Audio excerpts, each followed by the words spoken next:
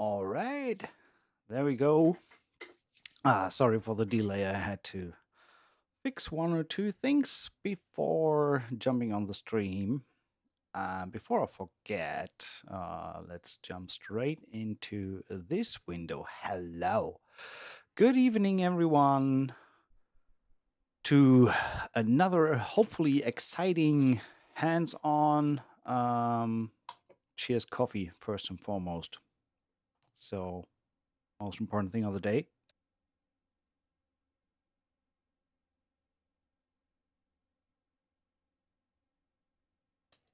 So, okay.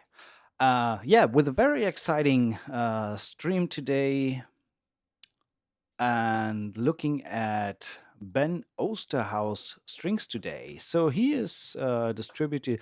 I pretty much just recently stumbled upon his libraries and really liked what I saw and heard and reached out to him and asked him if he would be interested in being featured on a stream. So here we are today. And good news is he was also kind enough to provide a giveaway copy of Sospiro strings. So that is the library you can win today. And we will take a look, not at all of these, but today we look at Sospiro strings, the String Flow series, and the Viola da Gamba.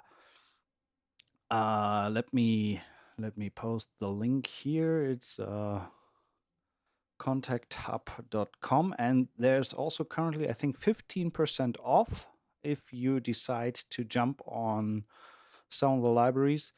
If some of you guys, I don't have Twitch open right now. Let me change that. Twitch.tv.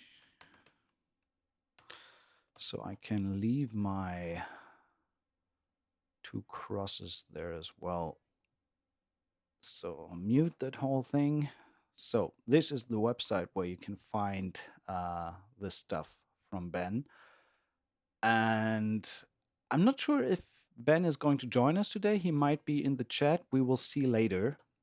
And last but not least, the way you can take part in the giveaway today is by leaving a comment below this Facebook post. Same deal as usual, and we utilize a website called Comment Picker, which randomly selects one of the entries from this very Facebook post. So, with that out of the way, and without further ado, let's jump straight in and see what this beauty can do.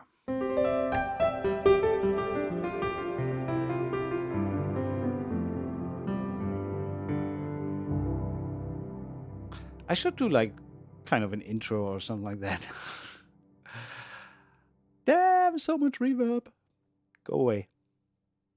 And funnily enough, just quickly before the stream, oh yeah, good point, Zach. This library is not for the contract player version, so you need the full version of Contact to run it. Good point. There we go. So, what did I want to say? Oh yeah, Ben just quickly sent me an update like 10 minutes ago for some of the patches because I just found something that was not as it should be. So we have the Sospiro strings, String Flow, and Viola da Gamba. These are the ones we are going to take a look at today. Since Sospiro strings are the ones we are going to give away today, let's start with these. So, and honestly, I didn't have very much time to dive into the libraries, so it's really pretty much first hands-on experience for me as it is for you guys right now. So true hands-on experience here. I did take a look at the string flow. That's where I found that little bug or something, but it's fixed now. And I hope, I haven't checked yet. And Sospiro strings. This one comes with violin, viola, cello, bass strings. Full, let's load the string full patch here and see what this is doing. So this is what it looks like. So, and basically the principle behind it is library with recorded swells that are timed or can be timed to your host tempo. In that case, Cubase. So not much talking. Let's just play. That's the way the patch loads. Wow, that is impressive. Sorry for that. Can we start that again? Just used the wrong channel.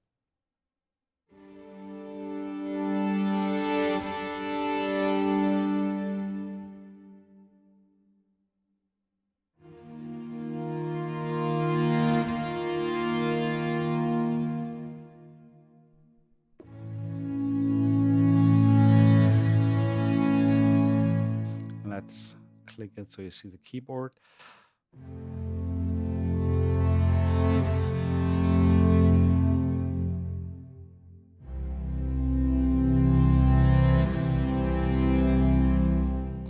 So you see this little slider here.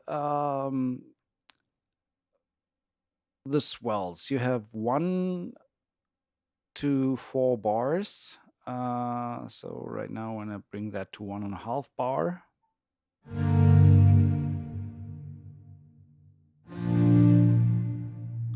that's pretty cool. It goes even shorter.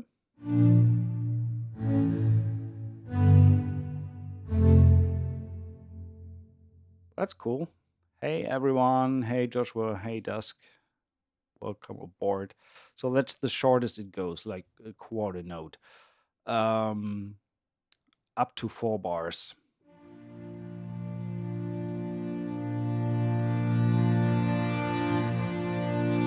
Actually, let me move that a little bit out of the way so we can see the GUI better, and we have some background for the chat so you guys can read. So that's 4 bars.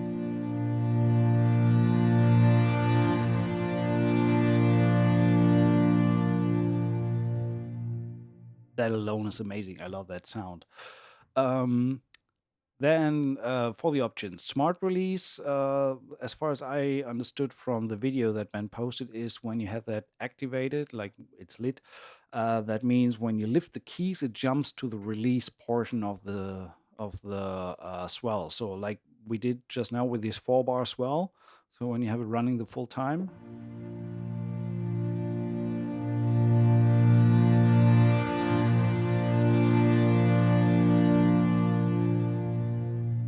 So, and when I lift the keys earlier, it jumps to the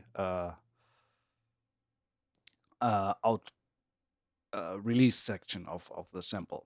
The same thing is available with vibrato. Actually, it's either raise the tempo. I don't think, yeah, it does not react to the DAW tempo right now, so you need to turn on sync, and then it's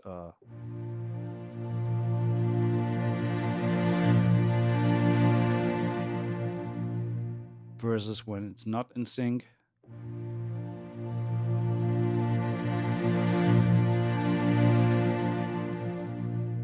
Was there any difference? Not sure. Well, okay. Let's do a quarter note click, not an eighth note.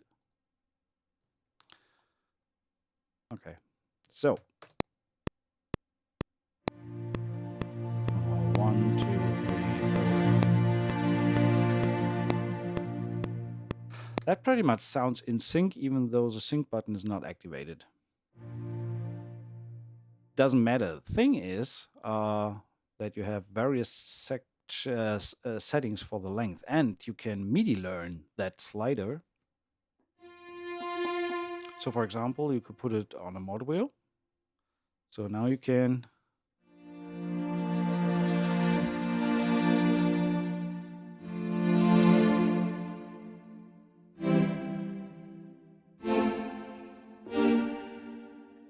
Oh, by the way, there is, I think, a little bit of reverb going on. That's not the sound out of the box. Let's turn that off. So that's out of the box sound.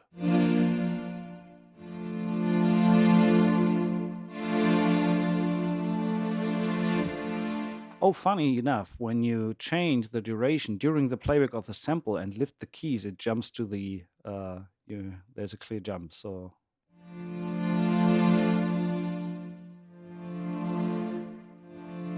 at least there just was. Maybe there was just some odd behavior. But I love the fact that you have vibrato and non-vibrato.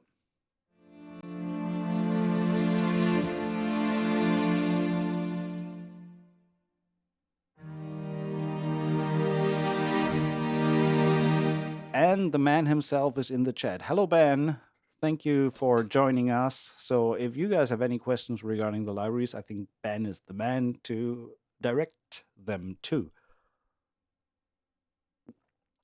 So, back to topic. Since you're on here anyway, I kind of tried to do a little bit of a first hands on experience because I haven't much time to play around with the patches as well. So it's really true first hands on. Does the sync button always sync? I have the feeling even if I have it turned off, it's still synced to the tempo. But that may also be because what tempo are these recorded in? 120? So when I turn sync off, let's say 2 bars. 2, 3, 4.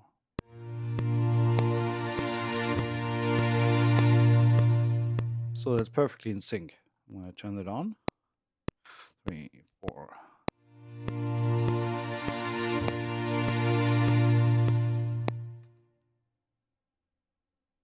Sync is more like legato. That means you can change the note while the swell is running.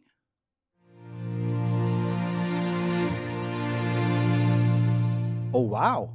That's great.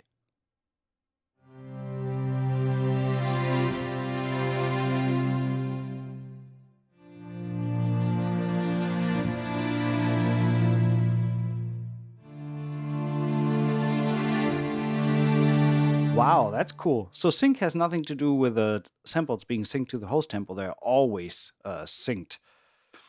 But it means you can change the notes during the swell. That is awesome. That is really good.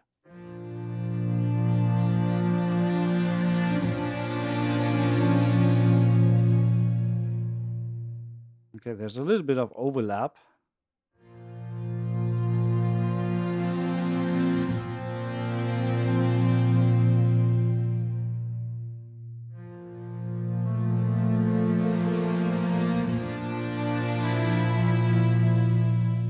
Wow.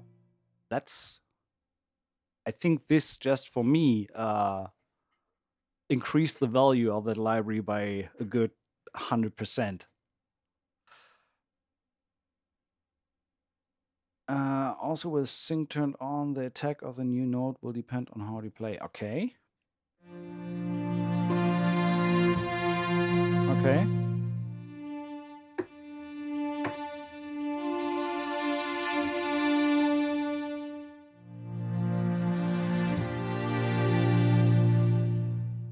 And when you do that with a long one,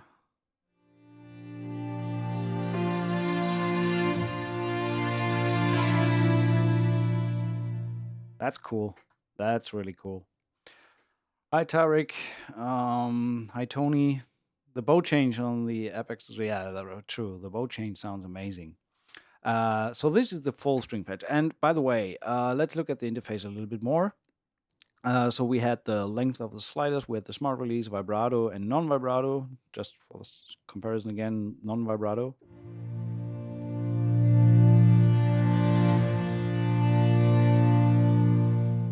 So that's cool. Sync again is actually legato, meaning you can change the notes within the swell. That's really cool to do. And additionally, you get sustains, a full set of full-on sustains.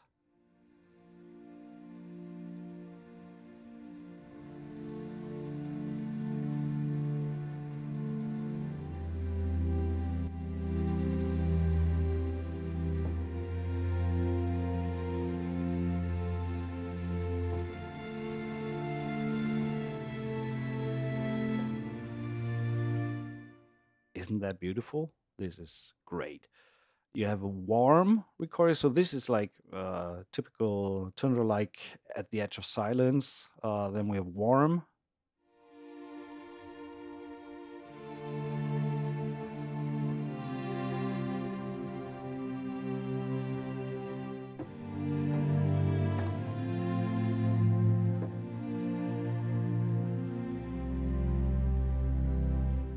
and the sound is also doubled. So the initial section size, so to say, is like this.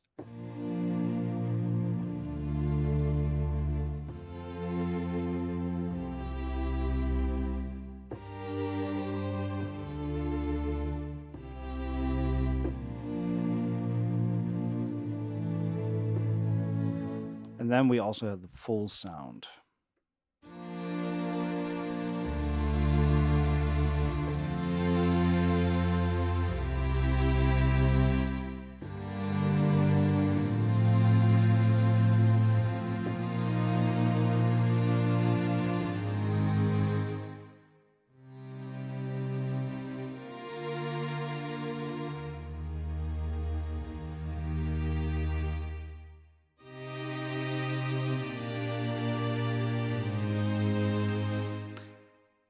And this is just the full string patch. As I mentioned before, the Sospiro strings comes with the same settings for the individual instruments. So let's look at the violins only. This stream may contain violins. Be advised.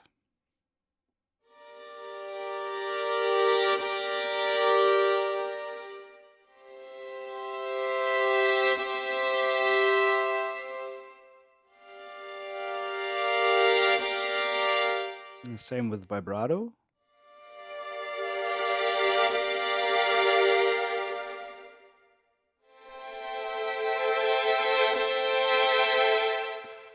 Is there soltesto or tremolo with the swells? No, there isn't. Maybe that's something for an update later on. Ben, what do you say?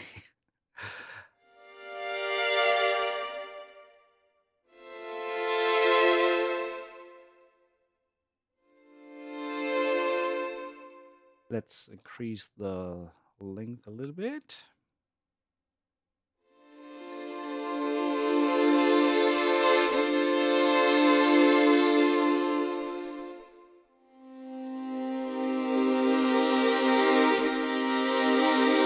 Excuse my French, but this is freaking beautiful. I just love that.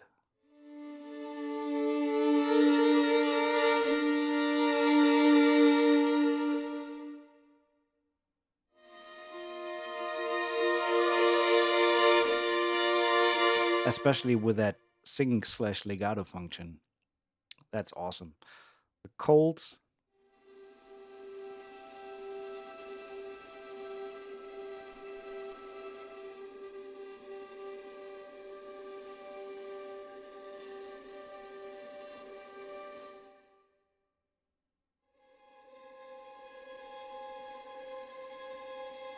That alone is gorgeous.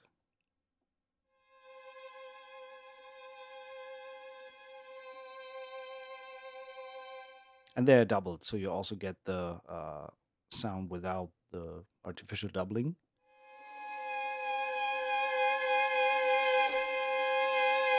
Okay, because we're so slow, the Ben just mentioned the vibrato gets a little bit wavy.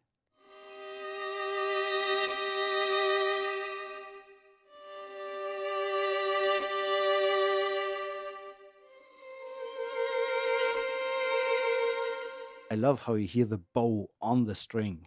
So it's not only the idea and the concept behind the Larry's Gray. I also love the way you recorded it. It just sounds very, very like having some violinist standing right behind you in your studio and recording it for you. That's pretty cool. So then there is also the. Let's get rid of the browser here. By the way, don't need that. So there is also the Sospiro viola. I have to say I may not just jump because the concept is still the same for all of these. So I may not just play all the different variations. Just just know that you have the possibility to use the full string patch and the individual sections or individual instruments.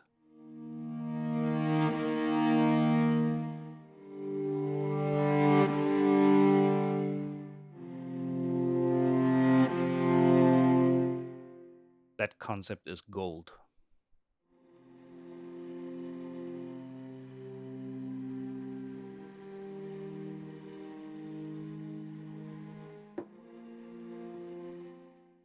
Full viola sounds like this.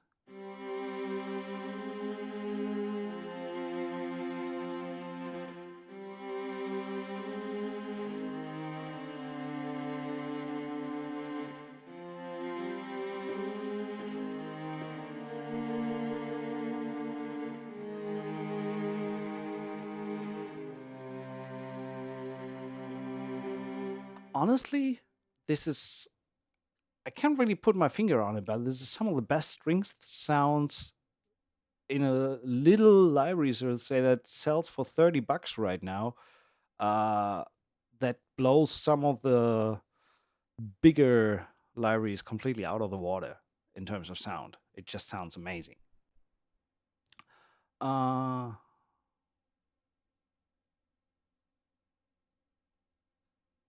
yeah, you mentioned that, like when you do the swells. Let's put it on 3 bars and turn on the sync.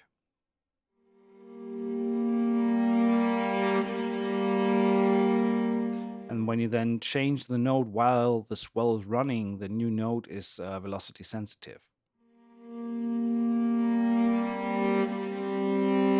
So when you play very soft, you get this smooth transition, so to say. When you play harder, you get a very distinct attack on the note.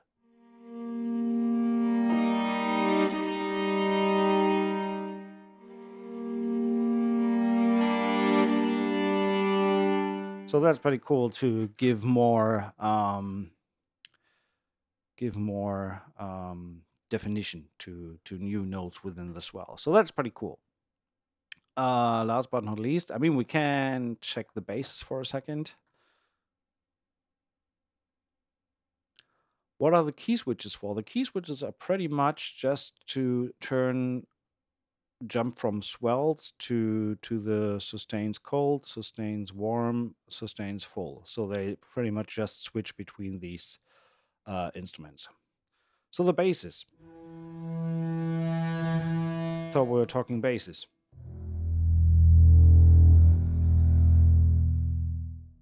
I think yesterday I gave it a short run on the low D and listened to you can hear the movement of the string when he gets into the bow. You really hear the vibration of the string. I love that.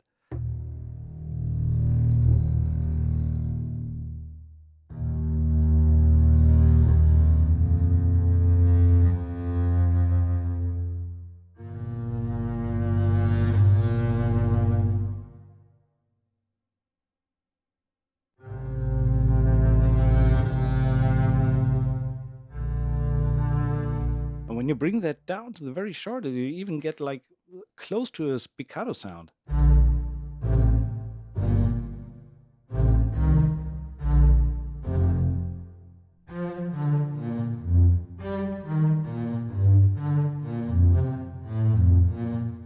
I mean, when you put the tempo to 240, you might be even faster.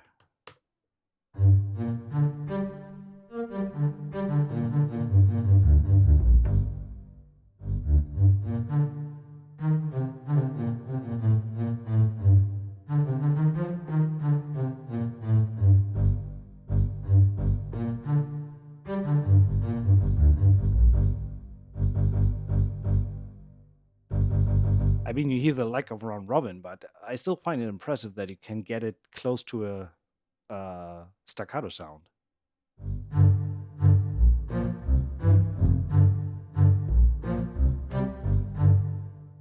So that's pretty amazing. Again, we have the sustains, the colds.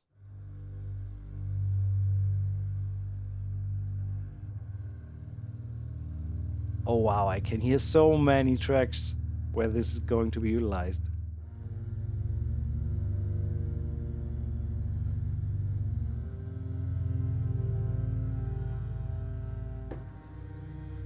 And this is just one freaking bass. It's crazy.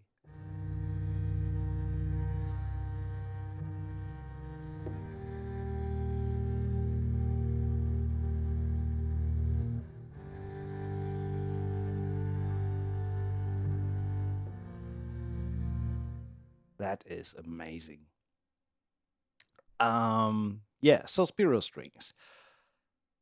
Next in line, let's jump onto the viola da gamba first. So there is a bunch of stuff that we can look at here. Because this one comes with two kind of sections, which is the regular articulations patch and also a rhythm patch. There's also another library in the shop called pattern strings, which is a little bit same principle. We'll look into that in a second. So let's look at the gamba first. So this is the regular. Uh, for those of you not familiar, viola da gamba is like an well, not medieval, but very old cello. I think the predecessor of the modern cello. If you're familiar with Bear McCreary's work, you will oftentimes have heard it in his scores for Black Sails or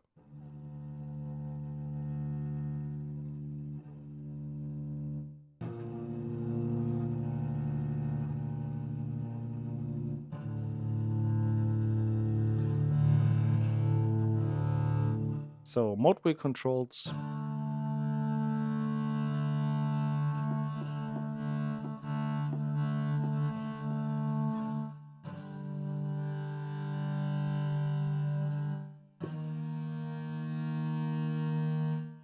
So that's long bow. Then we have endless bow.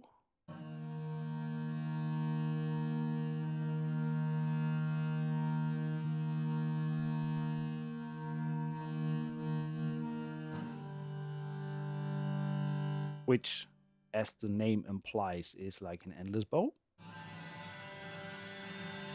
Ah, that's nasty. In a good way. And the great thing is, with a single click of a button, you can just layer the articulations.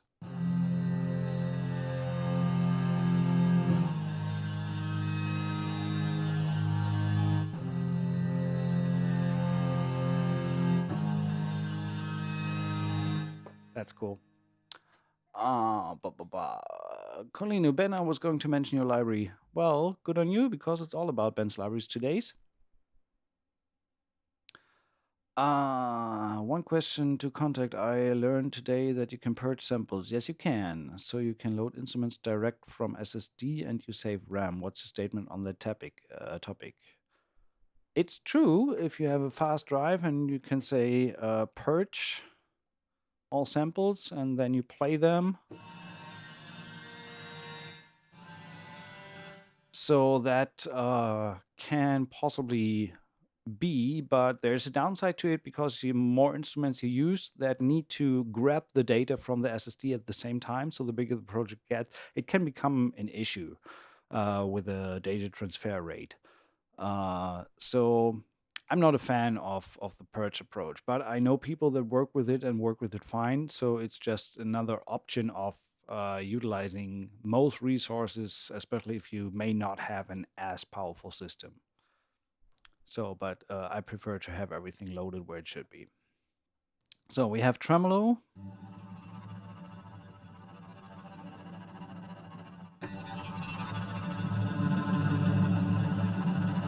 And I think, Ben, correct me if I'm wrong, mod wheel moves between regular bow and close to the bridge bow. Sul pond.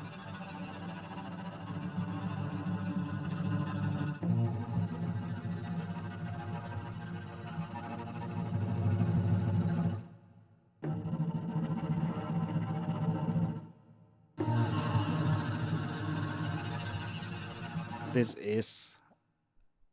I'm so happy that I found you, Ben. This is amazing. Okay, trills work like with cinematic studio strings. You hit the desired keys at the same time that you want to trill.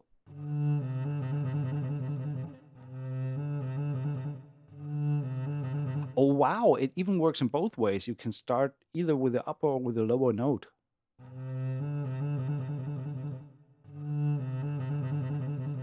That's great.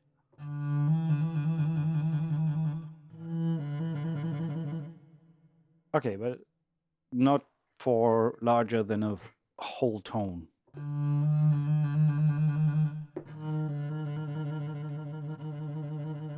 By the way, there's an inbuilt reverb if you're interested in what that sounds like.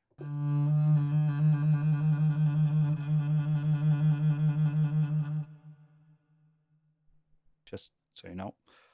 We have turns.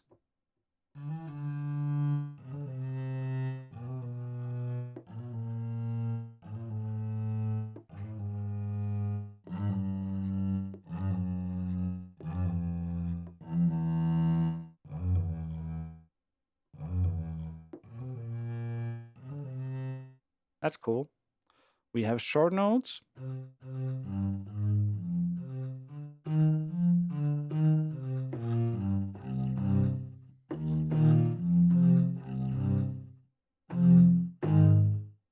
It's not as aggressive as I would love it to be.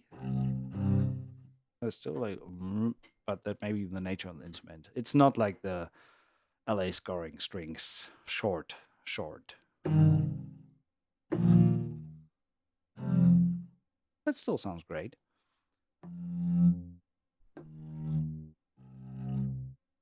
But we have, oh,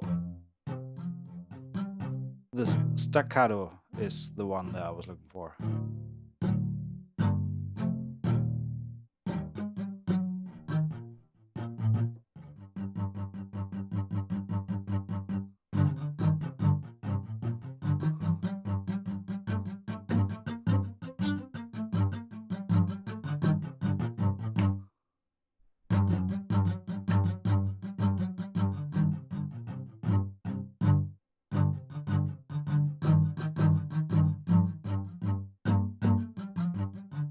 That's cool.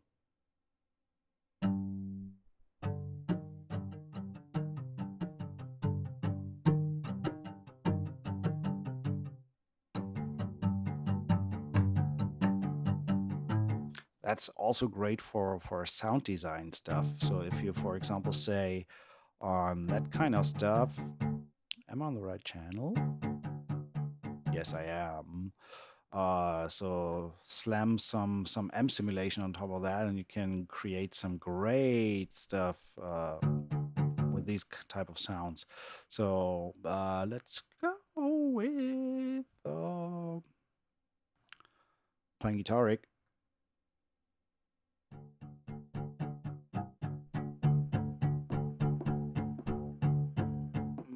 Ben says, am I done with mod wheel? I don't hear any difference between mod wheel and non-mod wheel. But let's slam on just a little amp here.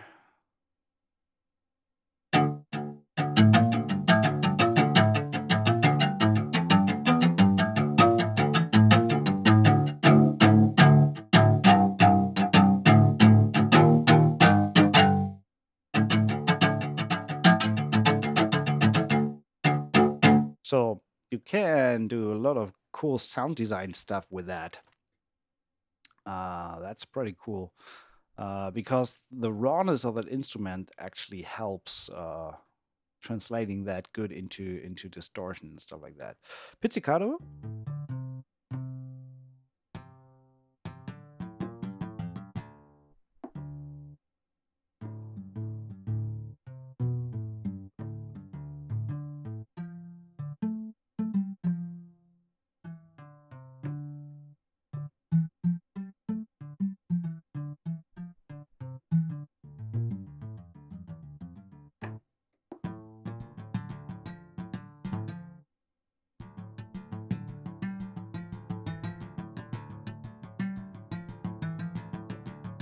They even sound like a nylon guitar.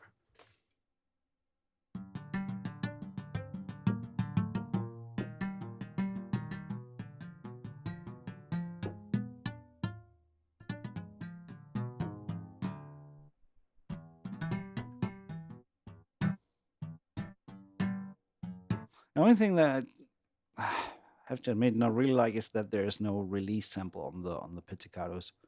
So you need to hold them all the way to get this nice decay. If you lift the key,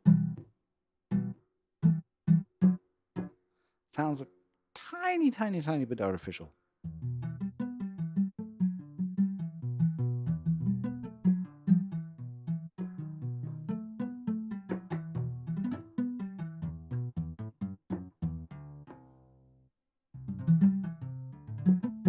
So that's pizzicato with a regular fingered, and yeah, is it with the plectrum, or just different position on the board, like so upon. At least it sounds cool. It's cool to have variation there, and a little bit dirty.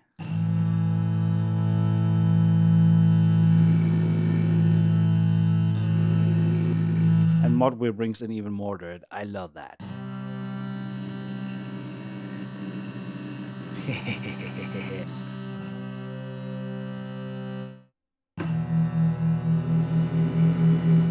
Wow, wow. If you bring that down by 12,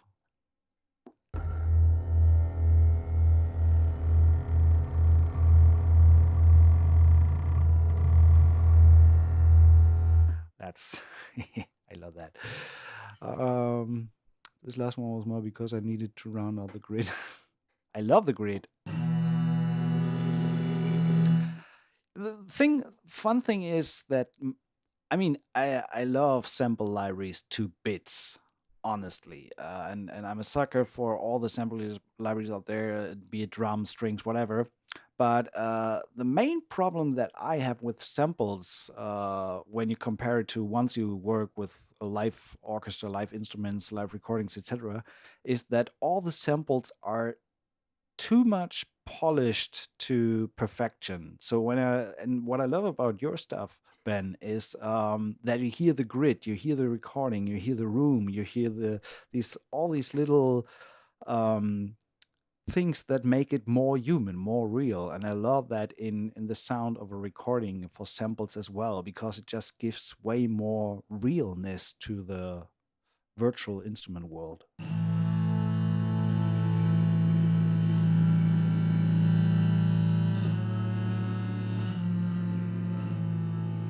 So, as I've mentioned before, this is just the articulation patch, which is amazing. And as I've said, you can also like combine.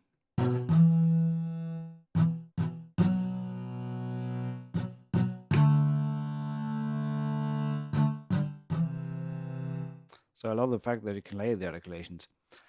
Just on a side note, it would be awesome if there may be just a little volume control for the articulation. I would love to bring down the staccato if I layer it with other samples. I mean, I could do that if I just load the second instance of the same instrument. Combine the long bows with the trills.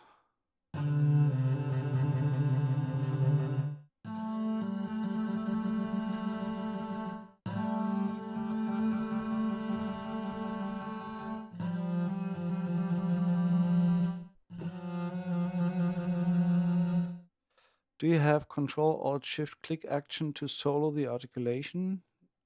No, Shift click or whatever does not do anything. It's just click on, click off, and you can have all articulations.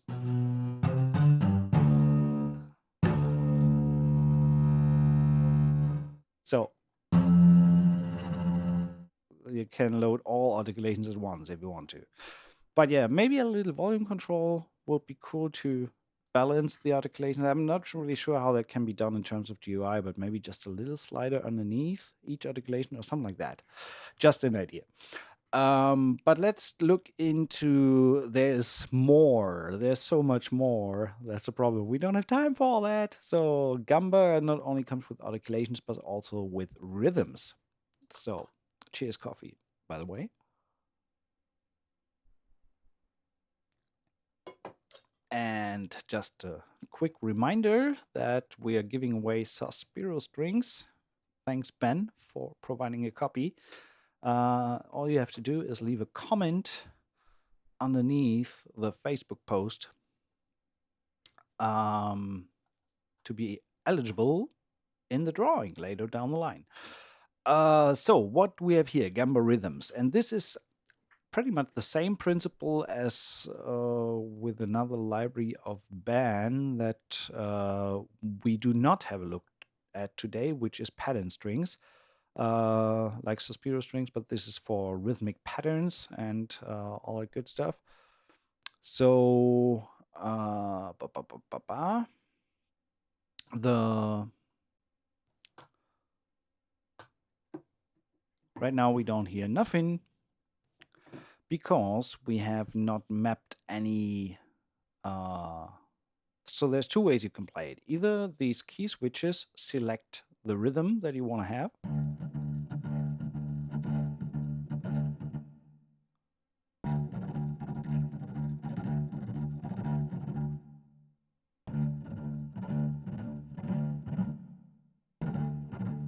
As you can see, it happens through the key switches down here. Oops.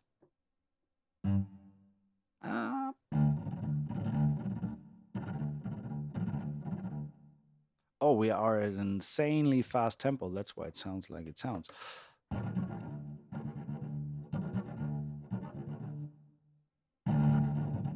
And you can layer articulations as well.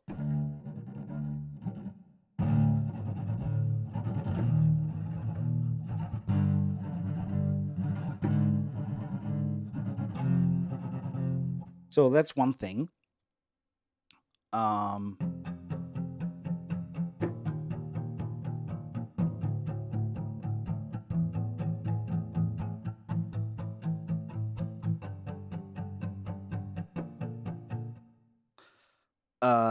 Once I have contact, I for sure buy them. Yeah.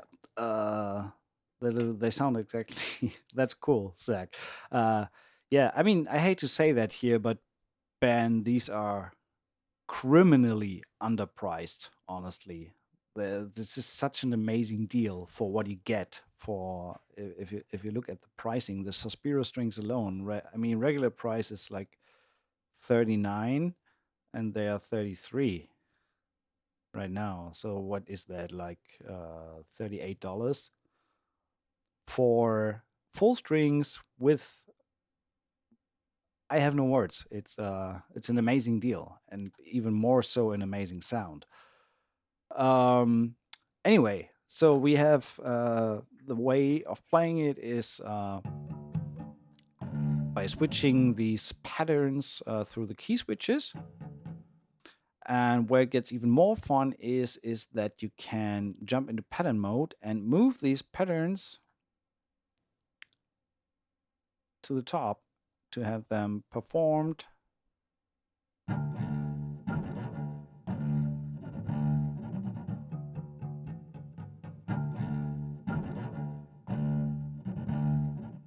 The first library was Sospiro. Right now we are on the Viola da Gamba.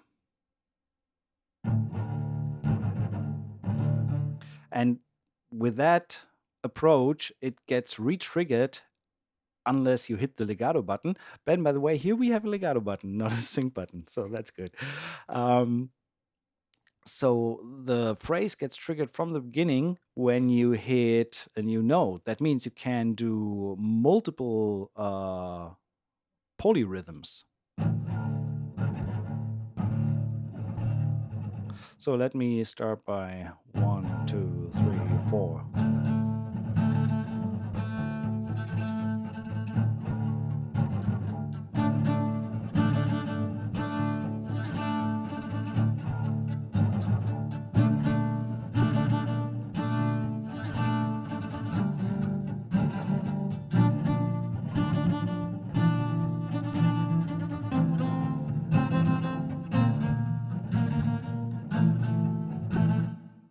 By the way, Ben, is the pattern string principle, is that for the full string section or also per instrument, like for cello and violin and cello and viola, etc.? Because if so, I gotta jump straight onto Contact Hub and buy these. I want to have that for the strings. This is amazing. Anyway, you can clear the pattern, and just so we have mentioned it, the legato mode obviously allows you to change the pattern without re-triggering the full phrase. So then you can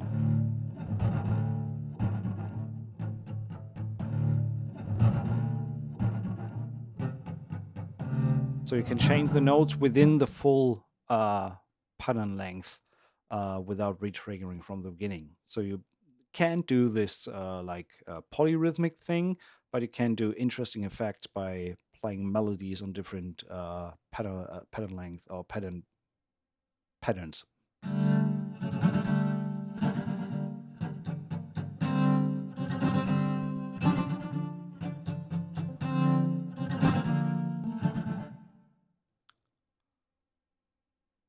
Interesting question. Is that the version from Contact Hub, or let me just make sure. Da, da, da, da.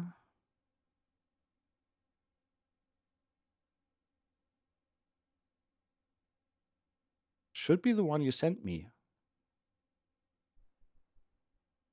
Anyway, where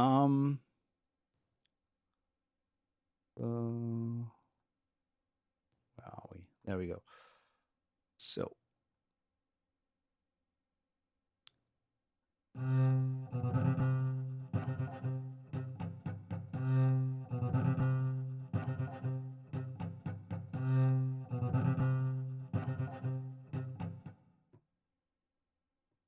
oh, come on.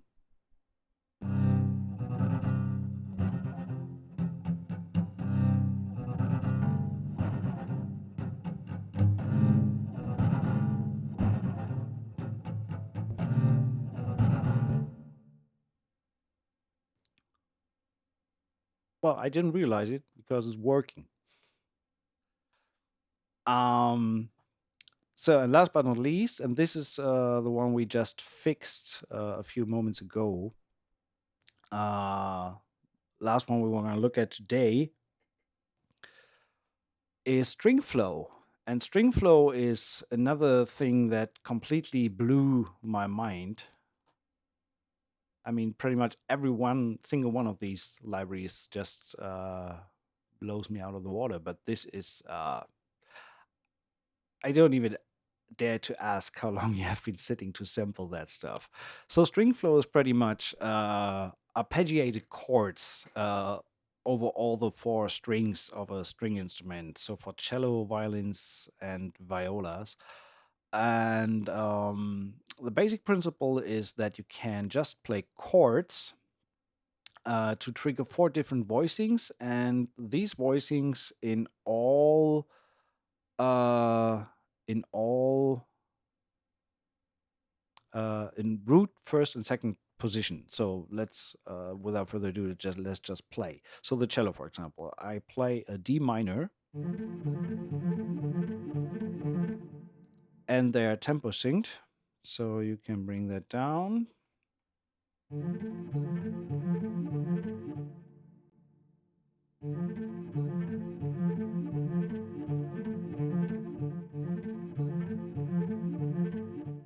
So that's the regular D minor. When I move that into the first position, starting with the F, and then you go to the second position,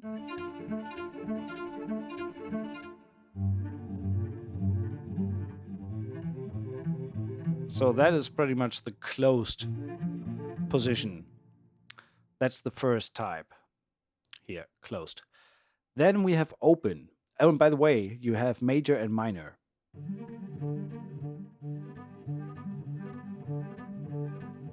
So that is pretty great. Then we have open, which is pretty much you take the third from the chord. So if I play a G major, here and take the third one and move that up an octave here. Then you get the open sound.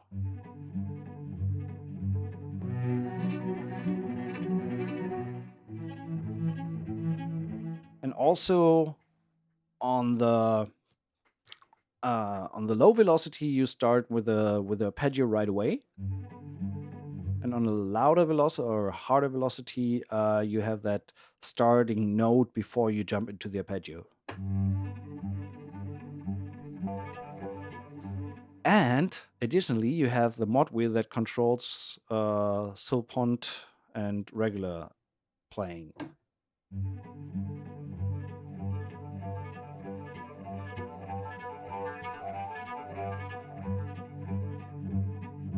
The same for minor. So that's the open position. Then you have the seventh position, which pretty much consists of the root, like G, then the seven, and then depending on if you want to have a minor or major seven, the third on top. So from the open position,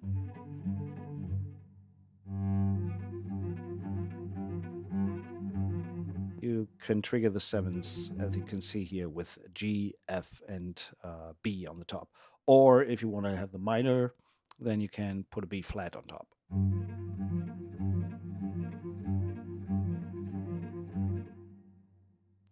So that is the seventh. And then you have open fifth, which means you pretty much just play a power chord on the keys.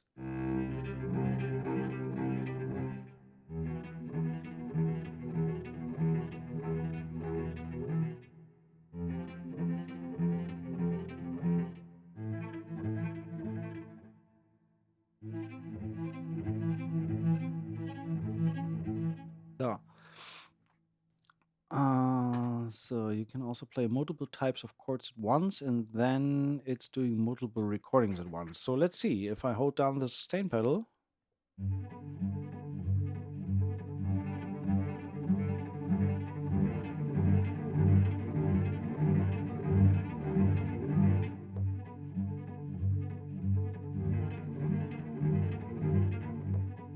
wow, that's cool. So you can trigger multiple at the same time. You could also just thicken up the chord. You can say, okay, let's start with a open fifth,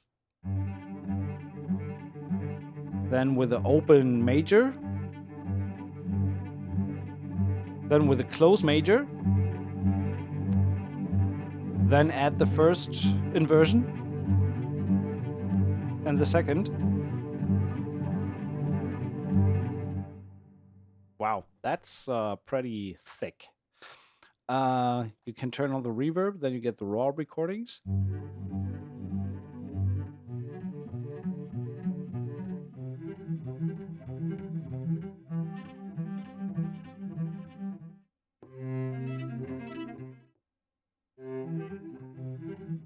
The seventh are not in close position, right? They're just open, which is fine.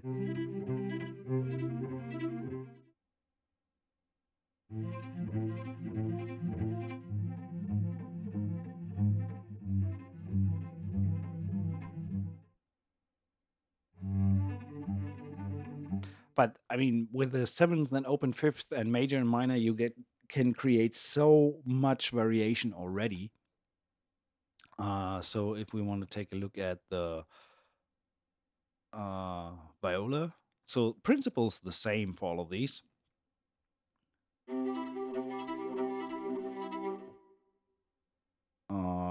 Ba, ba, ba, ba, ba, ba.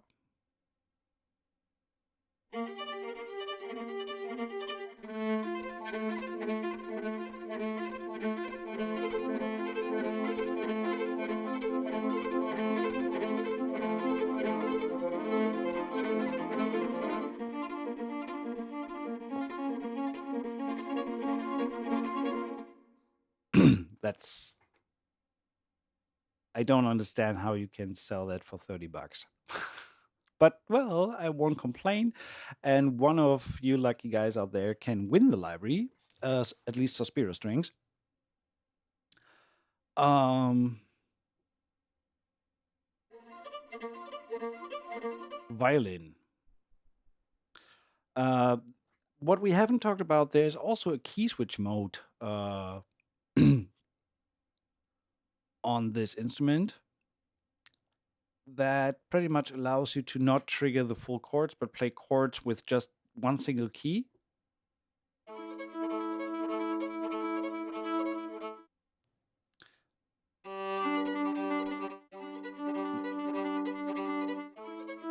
So you can, like on G, you have the G major.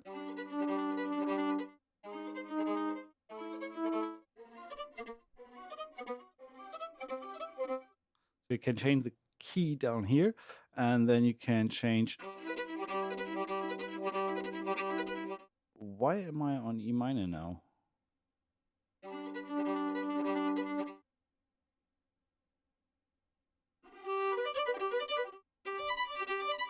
I have to admit, I have not fully grasped yet that key switch principle.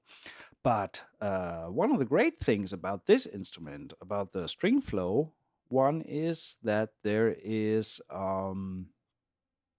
they come with MIDI clips, so you don't have to know everything and how it works on its own. But you can just look at the provided MIDI files and see what you can do with it. So, for example, we have loaded the violin, so you can watch how the chords are made, or you can hear some progressions, and there's either key switch or non key switch versions. So let's start with this one. So I just loaded that patch, and it is the non key switch. In the MIDI, the KS means you need to activate key switch to work properly.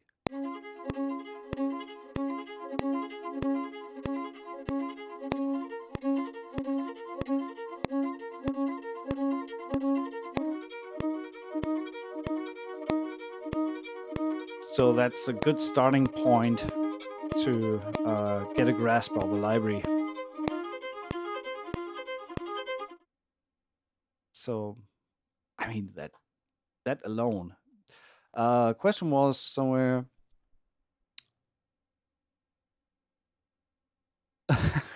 Everyone should buy it to support Ben. I am with you on that. Let's make him some decent amount of dough so he can create more of these awesome libraries, because these are great tools.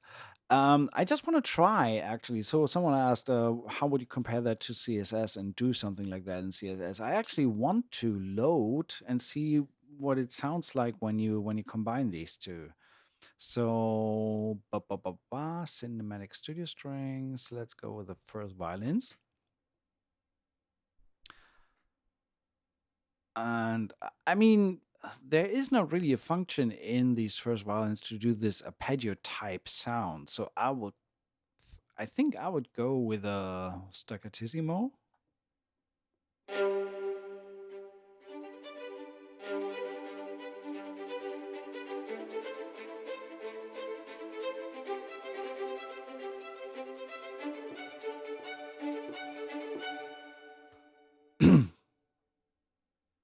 I think on that type of patch to ask for dynamics is a bit. Well, you have dynamics by moving them between sulpont and regular. And then you can create the swells with CC7.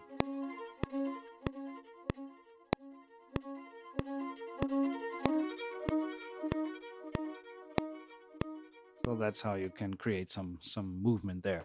But yeah, let's see how they line up when we say, okay.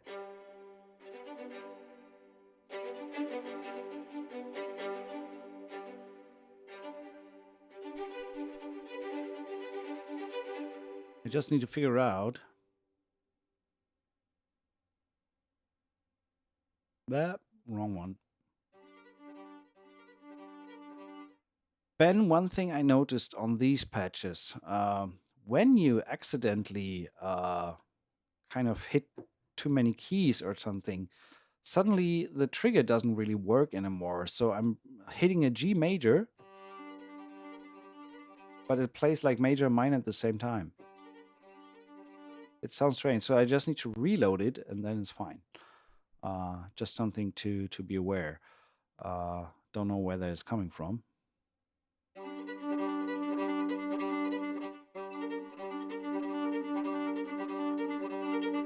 Okay, so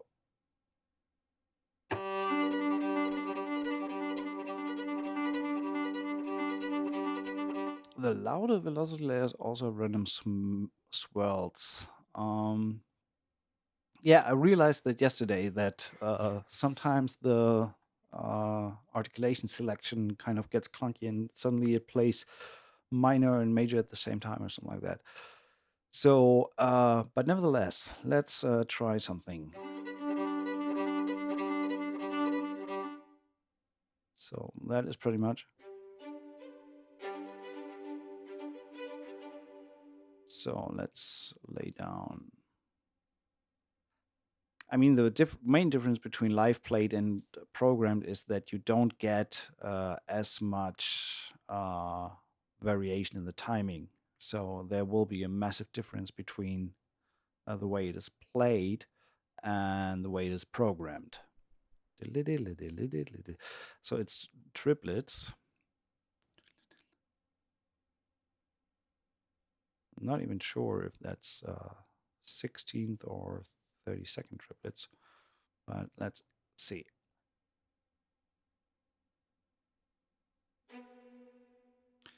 Octave too low, but yeah, I think it's 16 triplets.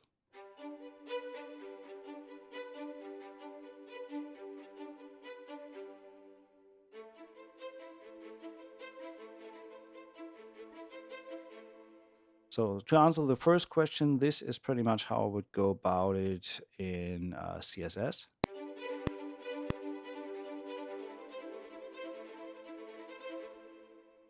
Well, not fully, but the thing is, when we now lay that in,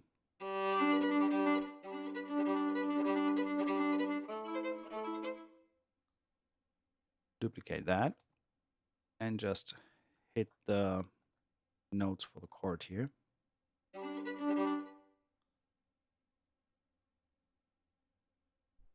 And second one is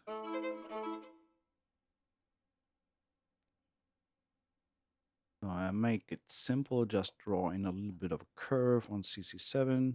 Oh, damn it. Loop-a-doo.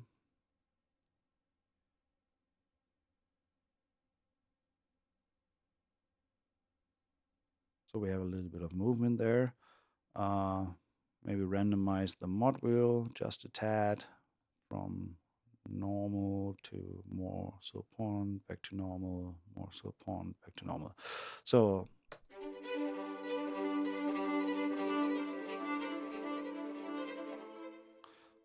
technically that was bad because I forgot that it's 2 bars. So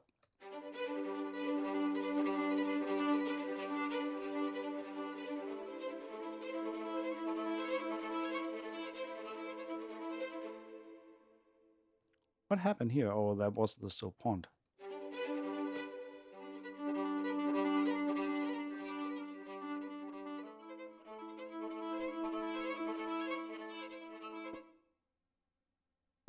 That sounds again like it's triggering something off.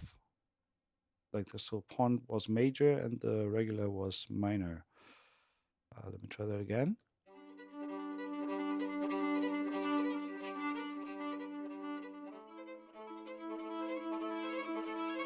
Yep, I think there's a bug. The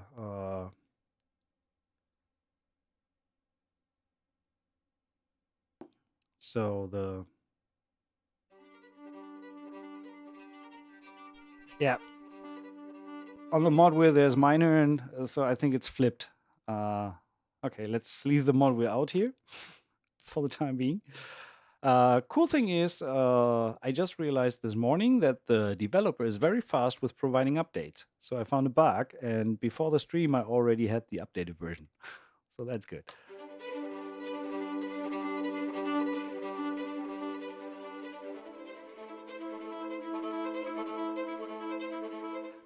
yeah, the thing is that cinematic studio strings on its own sounds fine, of course.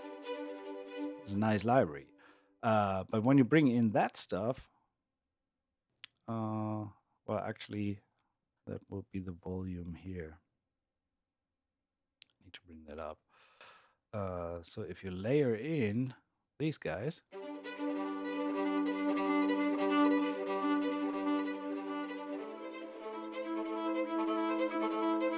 I think the next best thing to get more real is an actual friggin' orchestra that you record live. So it doesn't get more uh, life than this. Question: would you then try to match the spaces? No, actually, I think I would keep that inconsistency in there because it makes it sound a little bit more human, especially when you say, let's add the string float cello underneath. Ben, string float cello. And for example, let's put that in a close position. No, put that in an open 5.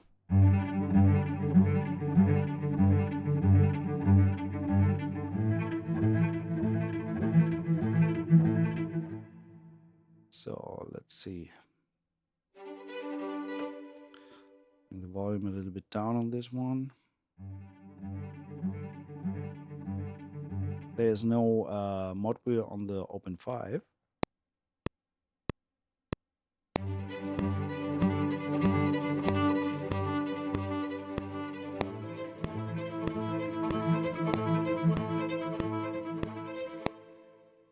So we have that. Obviously, we want to hard quantize this to be specifically to the grid. Maybe tune that a little bit, turn that a little bit to the right to have the cello sitting more on the right.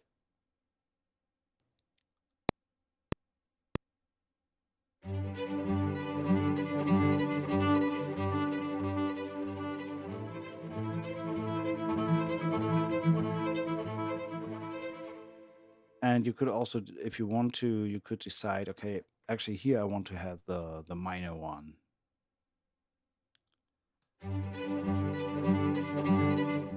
What's the sample delay? Good question. Right now it's sitting at 0. Sounds like about 20 that I would move it.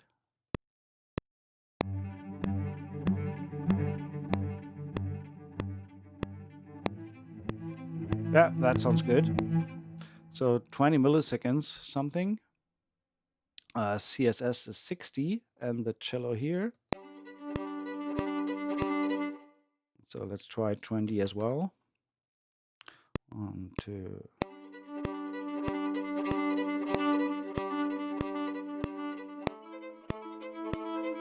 So yeah, when we do this,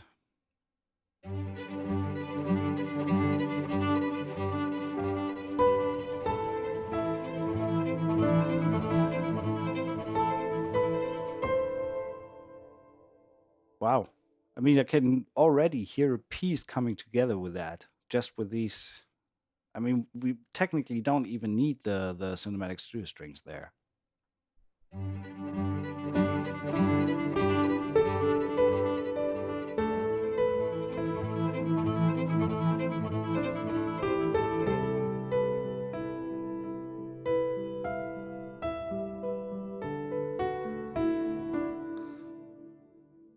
So technically, and the cool thing is that we can then just say, okay, let's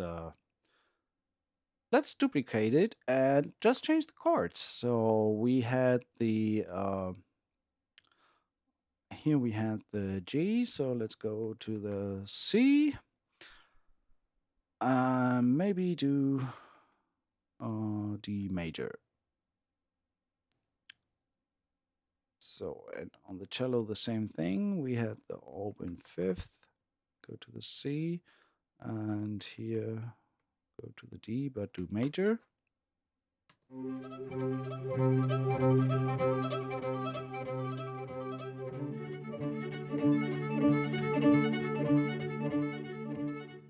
So, and then add in the Sospiro strings, for example, the Sospiro violas. Um, Whoops. Strings. Sospiro strings. Viola.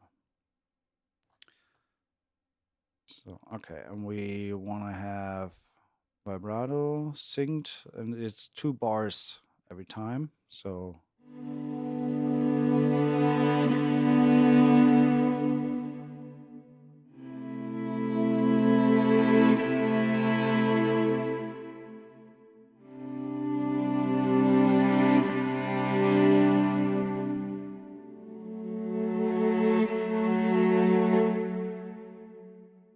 wow, I can already hear where this is going. So take the panning, put the violas a little bit to the right.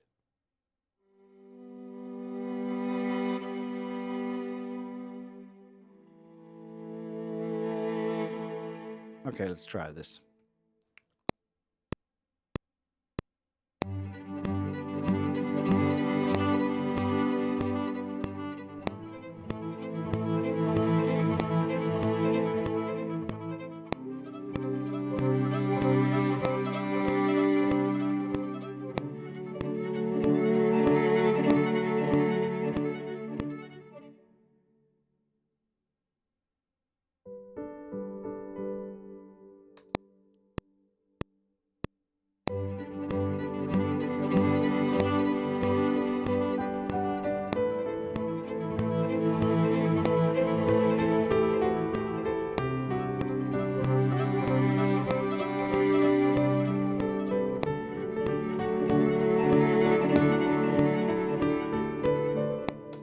So that was just a little random improvising on top of the stuff there. Um,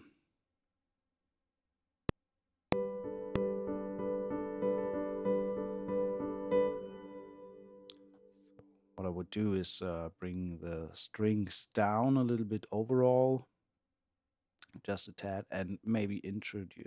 We have the reverb on the viola already. We have, I mean, the naming isn't wrong here, but you get the idea. Do that again. Turn the fade a little bit down, and the cello, turn the fade a little bit down as well.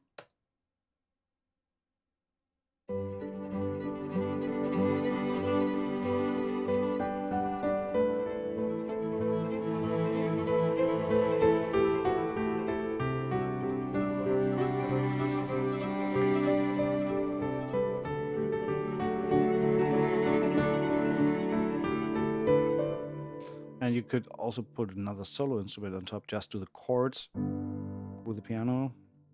2, 3, more.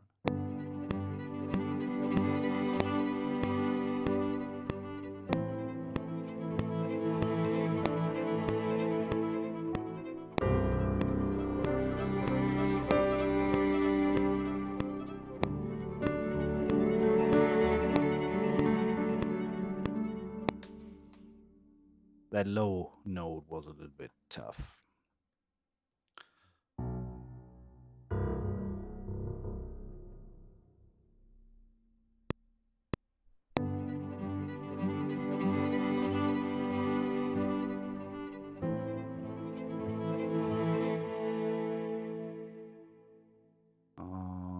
So let's see, we could do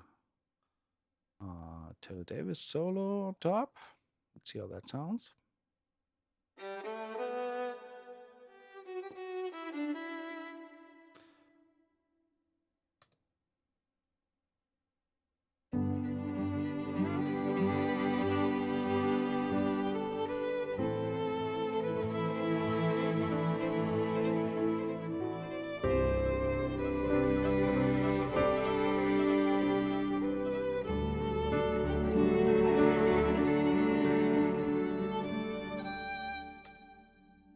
So like that, that's pretty cool.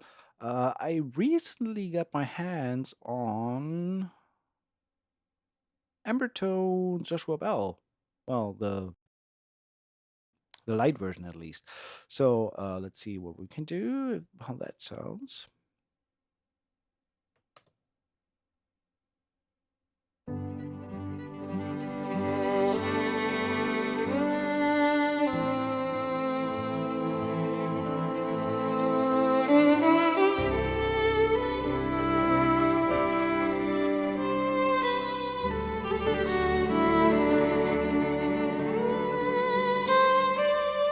So that's pretty impressive what you can do with the sound beds just with the layering these strings below um, without any solo on top.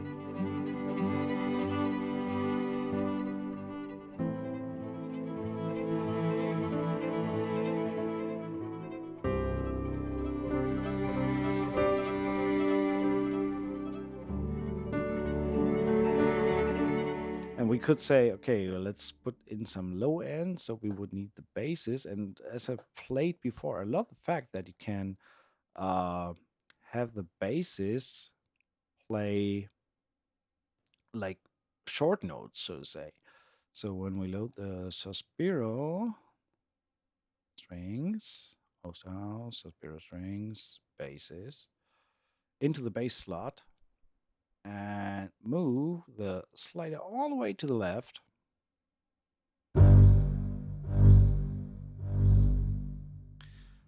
Um, well, where that doesn't work, what I need a dedicated instance. So let's do a contact, send that to string low short.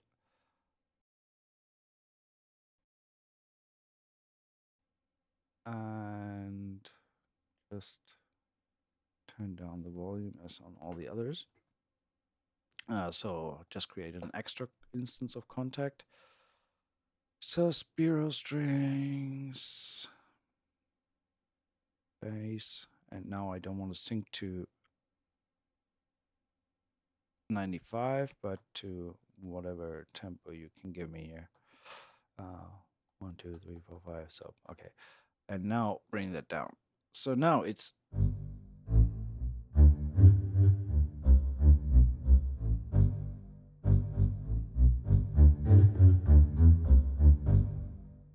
I mean, it's no round robin, but it's a short note that we can put underneath.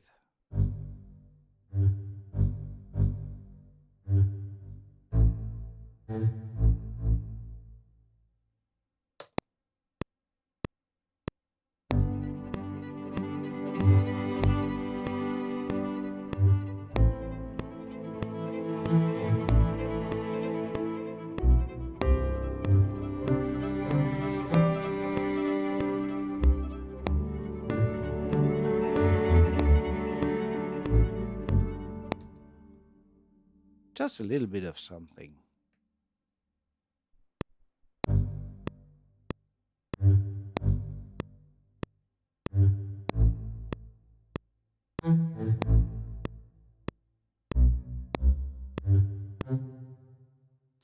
Right, there's a length multiplier, so double the time and get even shorter notes. Wow, that's even better.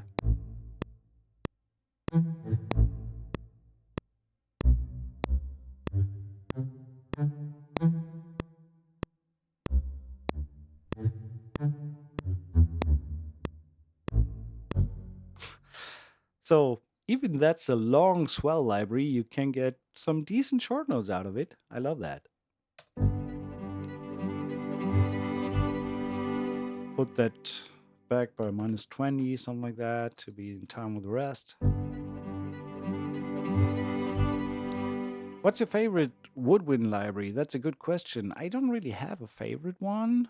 I do have a bunch of stuff available. Uh, I love, I do like the idea ones, the Claire flute.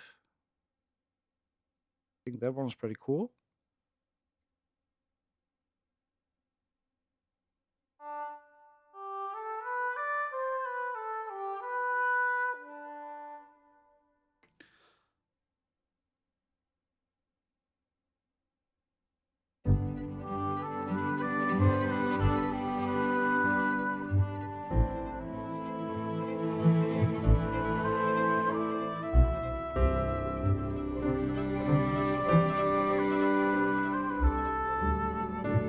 So I like that one.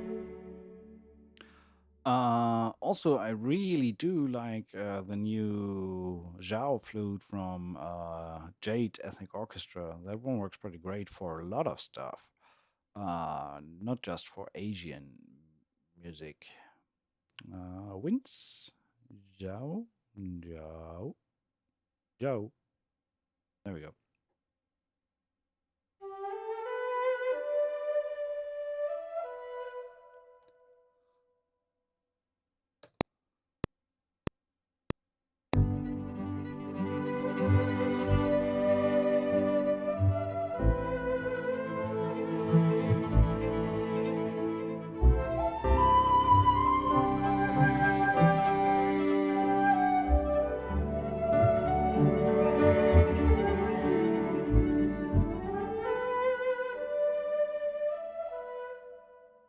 That Zhao flute is the freebie. I think. I think it's a limited version of the instrument.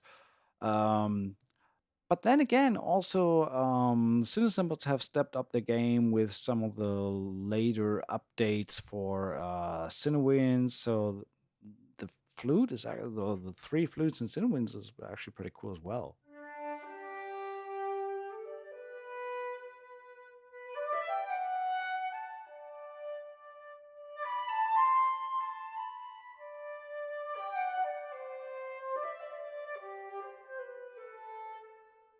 So you can do that.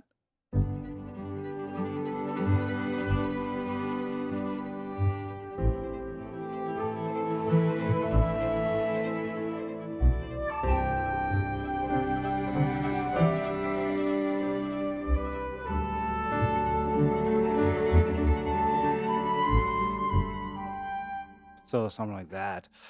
Um, but honestly, I think I would always prefer to go with something more a little bit ethnic sounding for that kind of stuff to just uh, get a little bit of a different vibe uh, for that kind of stuff. So especially in the Bulgarian ethnic orchestra, there's some great stuff. For example, if we take the duduk, can imagine that sounds great with that kind of stuff.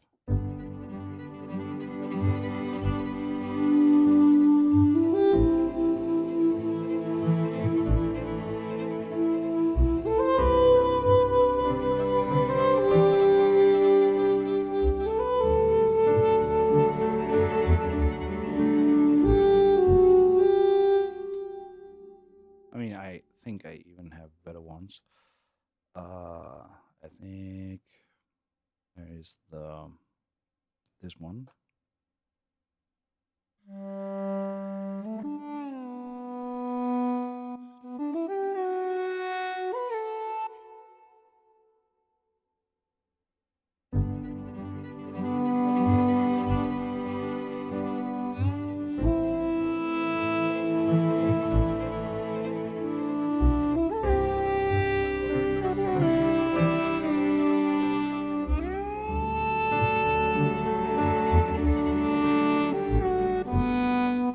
So yeah, we're getting a little bit off topic here, but there's also the Ventus series stuff. Shakuhachi is amazing from Impact Soundworks. I love that one.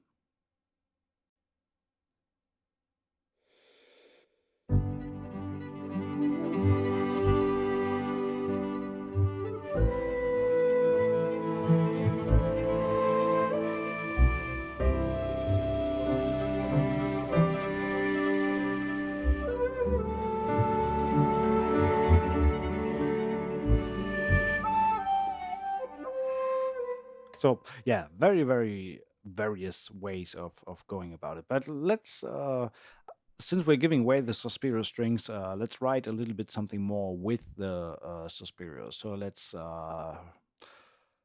just reset the string section here, get rid of all the stuff. We don't need that right now. There was one question from Cyrek on Twitch regarding the template. Did it completely stop using the Pro? or just for experiment with neither nor. So I still have my VE Pro template when I need it, and there are enough times when I need it and go back to it. But at the same time, like having all these 2,000 tracks available at the same time and working with them, it kind of felt limiting having always the same sounds loaded. And so I was wondering, and there are several things to consider when you have like a 2,500 track template, like I did. Um,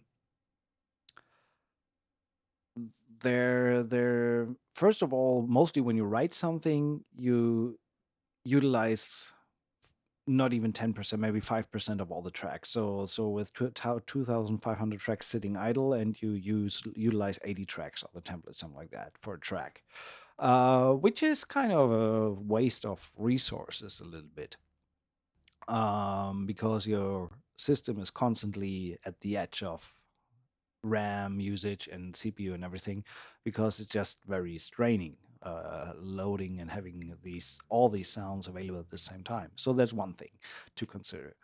So unless I know that I need a shitload of sounds from my template, I felt that it's for me right now, it's better to go back to the approach of actually skipping through the libraries that I have and actually utilizing some of the stuff that I even didn't even know I have.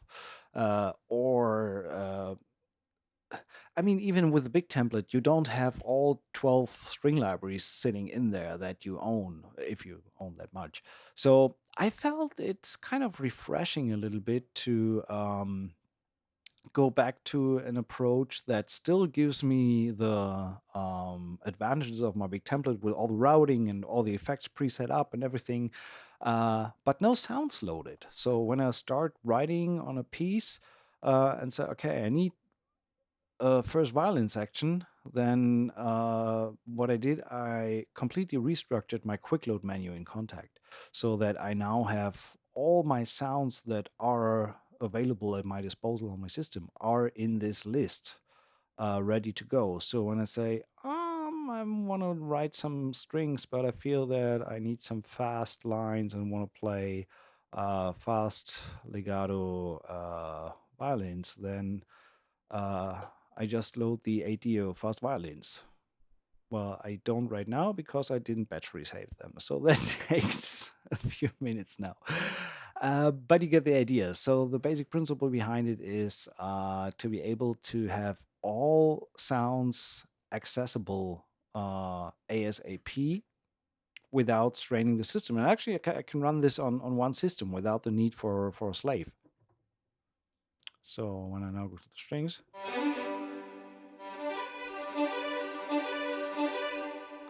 go to auto speed.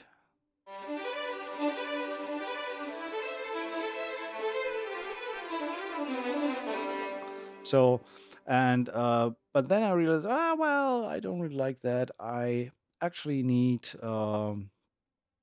some whatever other stuff, Hyperion strings, and I didn't have that stuff in my template. So now, and it's not that much longer to load a sound and have it available, and it's all pre-routed, so the violin will end up in my master groups in my violin section, and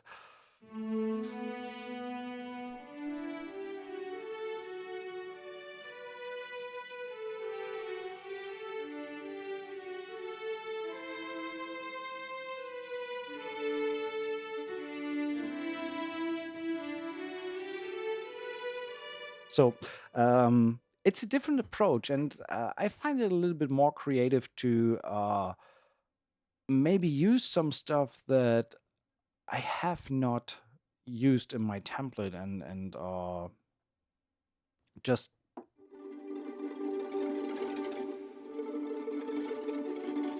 use some sounds that I haven't used before. Or and honestly, also remind myself of sounds that I have on my system that I totally forgot about over the years. So sometimes, I mean, it happened to me once in the last 11 years uh, that I bought a sample library twice. So I bought it on a Black Friday sale, only to realize I already had it. Uh, so it is also a good reminder of what you actually have at your disposal, and can set free some creative juices to get going when you're stuck in a hole or at home with some kind of strange virus going on outside or so. So whatever. True, I have been using Valhalla Vintage World for quite a long time. uh for quite a long time, but right now I am actually back to using the Slate classic reverbs. And most specifically in these. Ha! Valhalla Vintage Verb. There we go. I had another template where I used the Slate classic reverbs. But here, yeah, it's Valhalla Vintage. With a medium random hall, which is, I think, halts, medium random hall, but I bring it to the modern setting. So that's the way I like my reverb for the most part. Uh, so thanks for the detailed answer. Yeah, I hope that helps. Can we get back now to I got distracted, sorry. Also, I'm going to do the very last call to leave your comment underneath this Facebook post if you want to grab a copy of Suspiro Strings. Why is that not working? Now I posted it twice. Thank you so much. There we go. So that's the link for Suspiro Strings if you want to have a copy of that. Thanks, Ben, for the giveaway. Where were we? I wanted to check how many comments we have already. So right now we are at 85. Wow. So that's quite a lot. Let's go back. Suspiro Strings.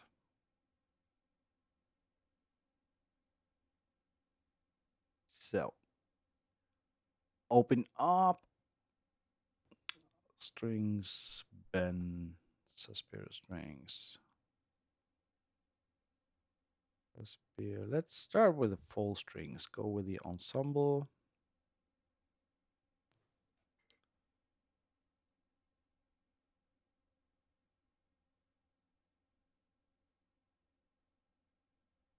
What? The like didn't work? I'm not really sure what you mean, Jazz Dude. What do you mean like didn't work? For the giveaway, you need to leave a comment. The link didn't work? Oh, sorry. Okay, let me fix that. I had an issue with YouTube not taking the comment. Okay, there we go. Sorry. That's the correct link now. Ensemble. And let me delete that contact instance. We don't need that.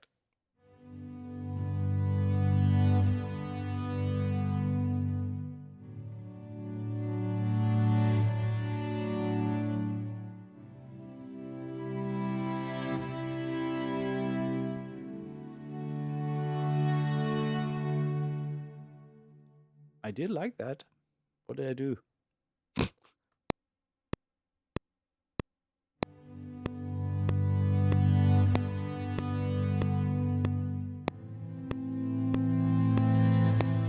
No, I did. Went from G to.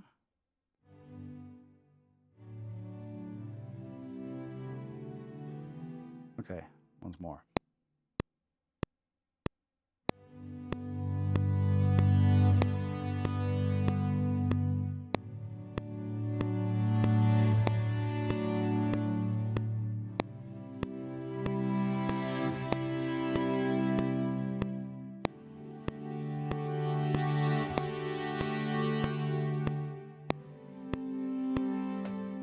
still there. I want to hard quantize that to the grid. Just not sure if I'm going with a non-vib or vib.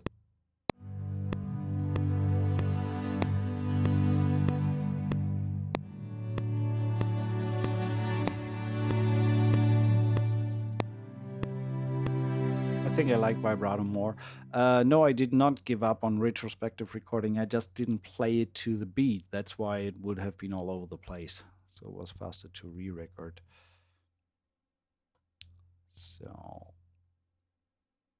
let's load another patch of the Suspiro strings into the violins. I think I'm going to use the full sustain.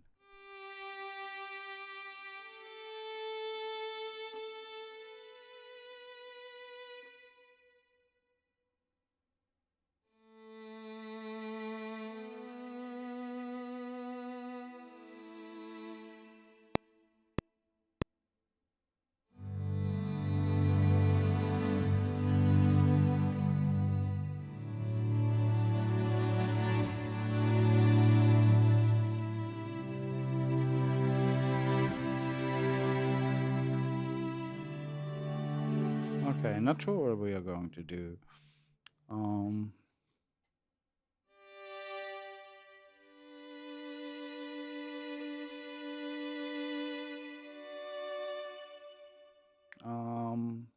I think I'm going with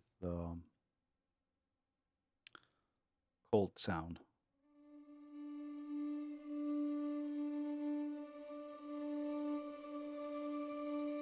Yeah, let's take that one. Go a little bit more subtle.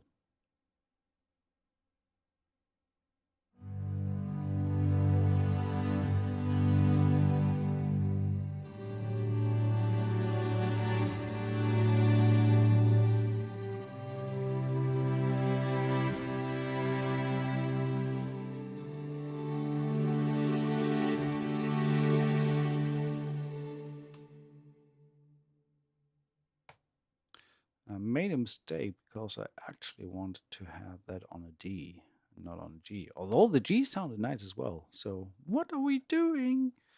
Should I stay on the G? Um,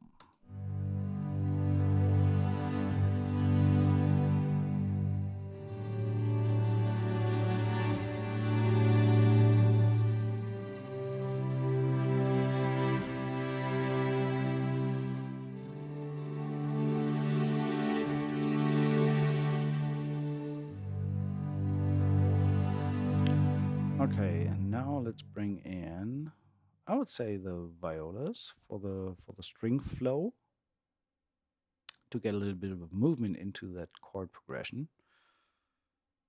So strings, band, string flow, viola.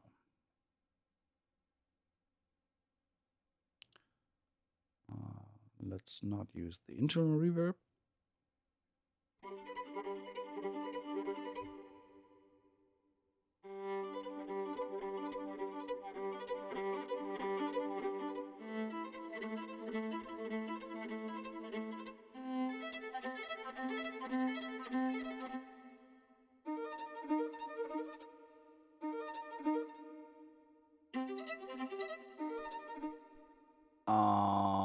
Ben, the viola is not fixed as it looks like. So there was an issue.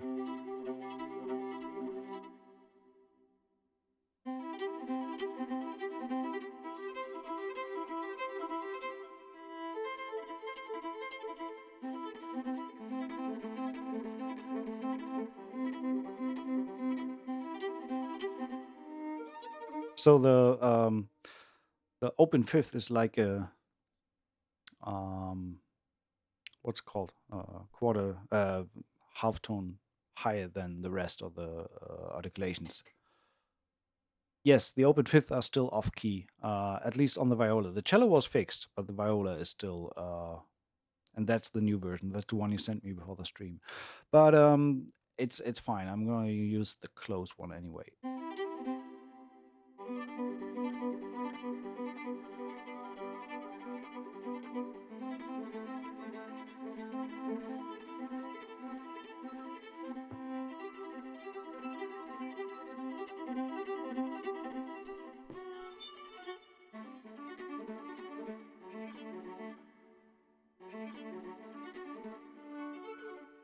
Okay, let's see what we can do.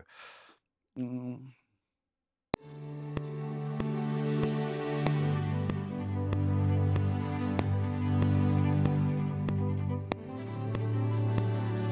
Oh, wrong chord.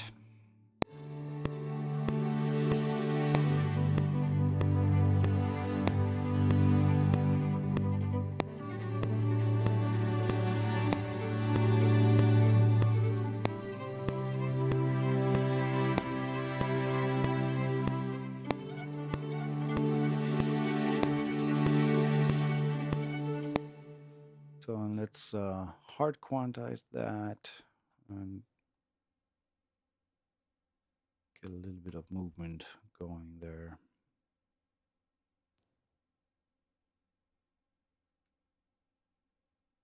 What did I say? It was minus 20 approximately.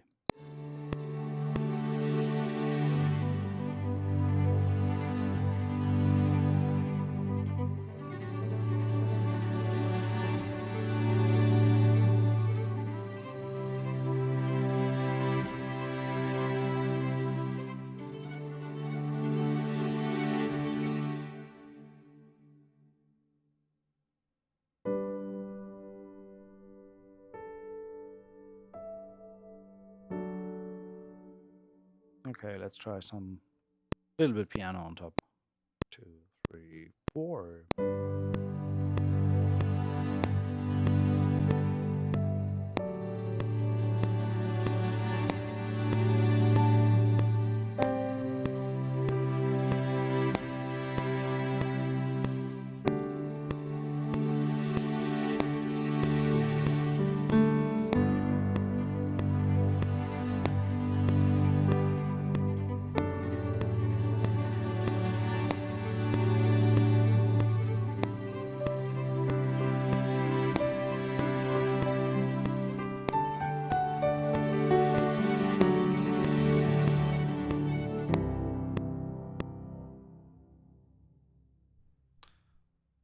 Well, there was a little bit of triplet action going on in the last part, so I want to make sure that this is going to be not hard quantized, a little bit.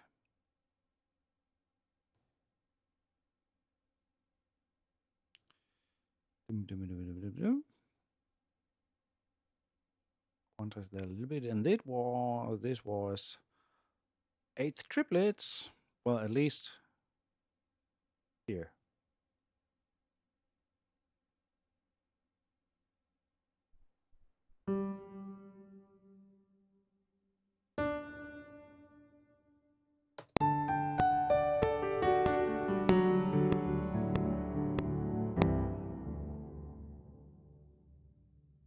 And back to 8th notes.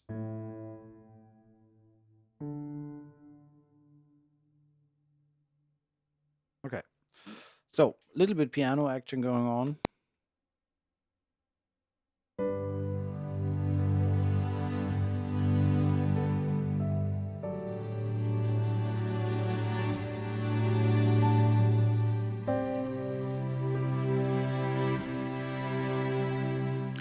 And what I want to do is on the piano, I want to have the kilohertz reverse plug-in, which I love to bits. It's just amazing. Reverse up. And that one, let's see what sounds best.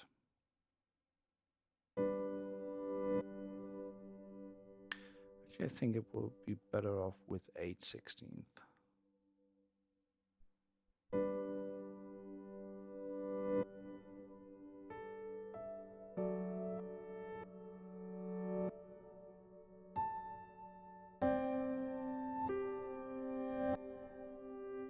maybe 6/16. Let's see what that sounds like.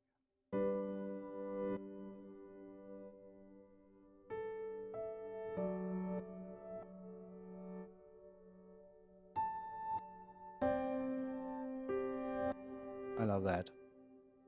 Plus just a touch of black hole.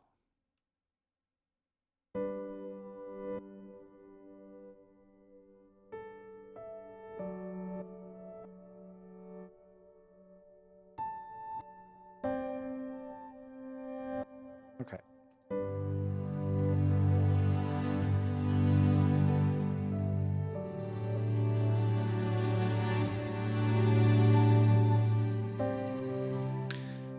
Since everybody asks, the piano is the grandeur, my bread and butter patch that I tweaked. In case you want to see a look at the settings, there's that.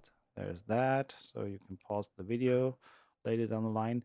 But where the magic comes from is layered with Dan Keen's King's Upright from Christian Hansen's Piano Book website, which is a free piano, incredible as it is. And I don't like the sound on its own. If I turn off the effects here.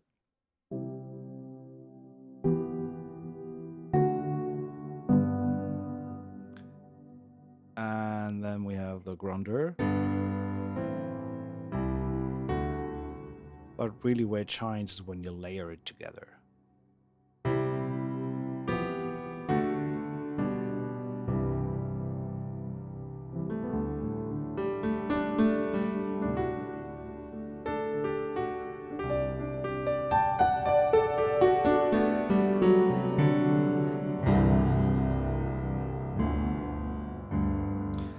That, I don't know, that combination of these two pianos has a little bit of that 90s sound.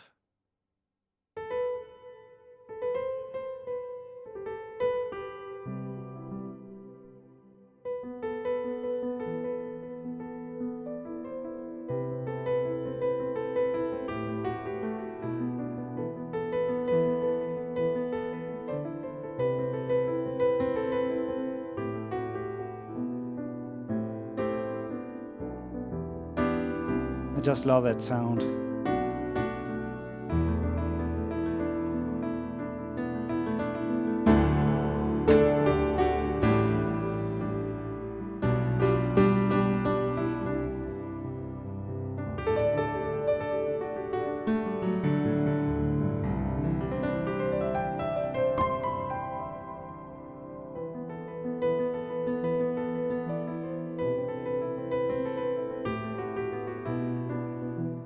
Yeah, I love that piece. End of the 90s. Anyway, drifting off. So back to topic. Oh,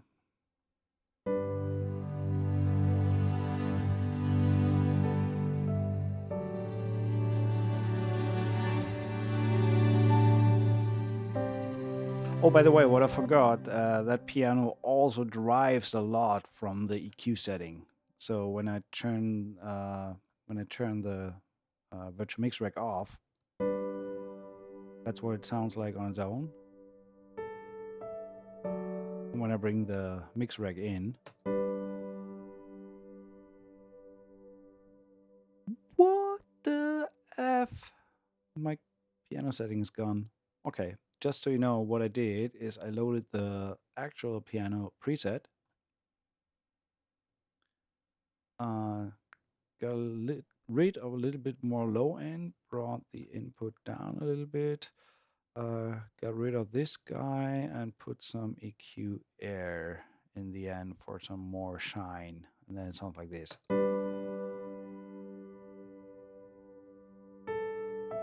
No, other way around, I brought the output down and the input up. Yeah, there we go. Before and after. Really, really good.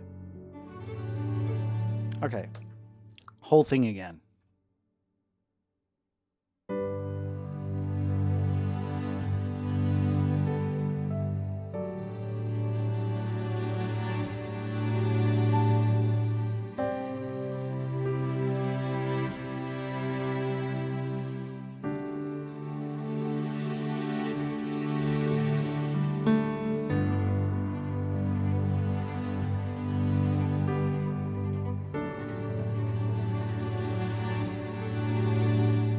Actually, let me bring that to that first inversion right away. Root inversion.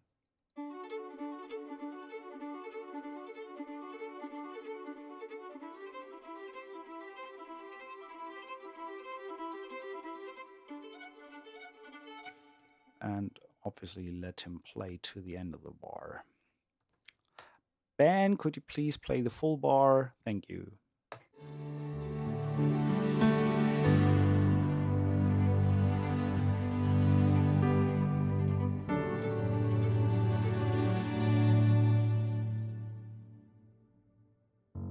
Okay, get rid of this one.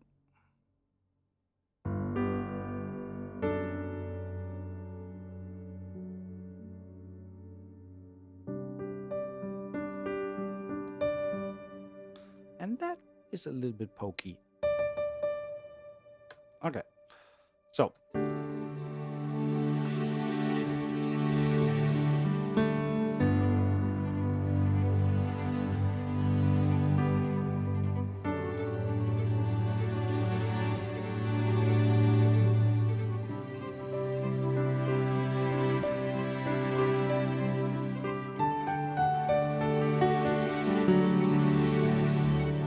Okay, I was a bit enthusiastic with these high notes.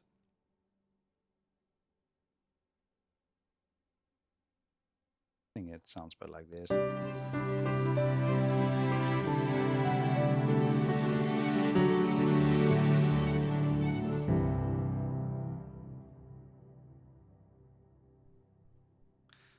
So there we go. I just think of adding, no, not audio.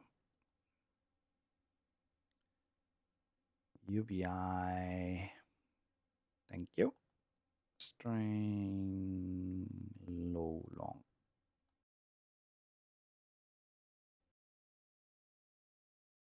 The string libraries are around $45 to $50. That's correct. If you ask me, way underpriced, but I do not do the pricing on these. Great job, Ben.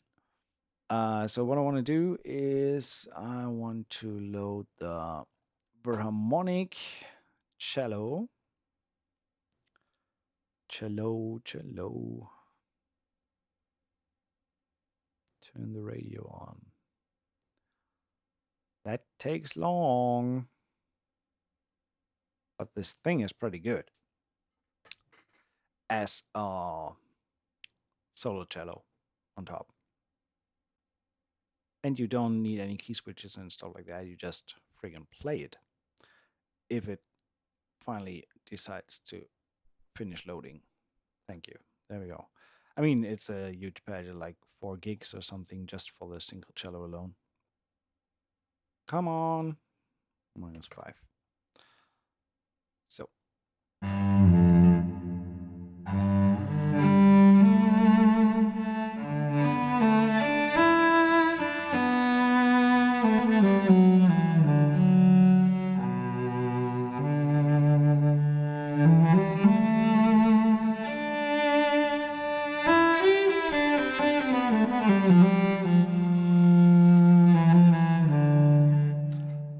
Ben, let me send you over the track and you just slam some live cello on top. Deal? Let's bring that down a tad.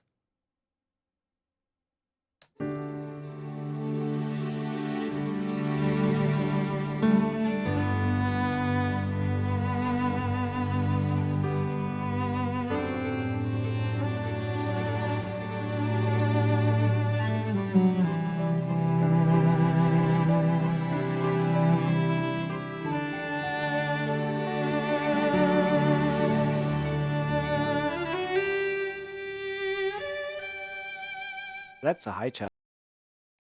That's a very high cello. I'm not sure if I want to have a solo cello on top. I mean, maybe just don't friggin' even put a melody in there. It sounds great as it is, honestly. So let's add some more movement with a string flow. So I'm going to add the string flow violins on the second violins. Well, it is my second violin pad, but I can still use. Long talk, no sense. Uh, Move that a little bit to the left, and then see how these two sound together.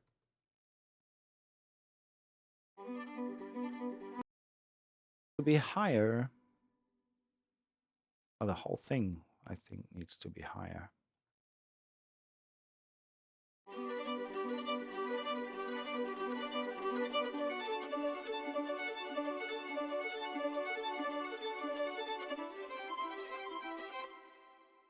Move that down, move that down. Want to have a different voicing here. And put that on -20. It is already. We could write some more soft track like this in future streams. Okay, good to know.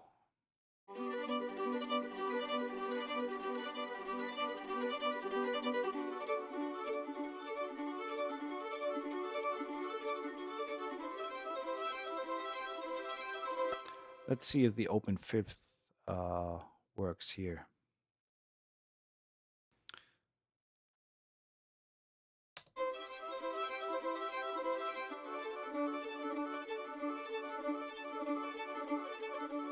Okay, that works. So let's see how that sounds together.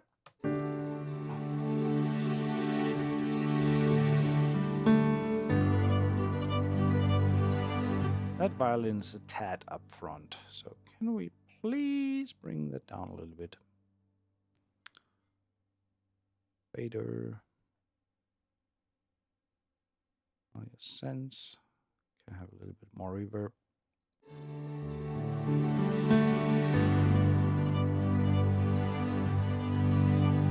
And therefore the viola can be a tad louder.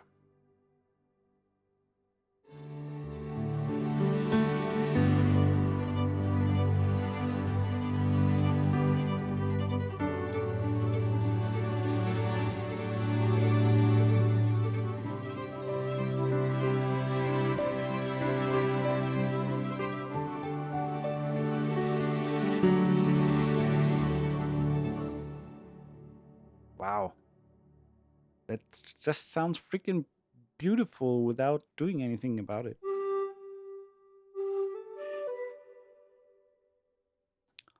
Um, um, um, um, um, um, um.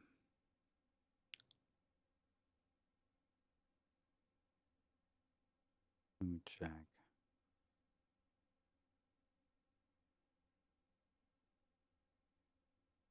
Shire whistle on top.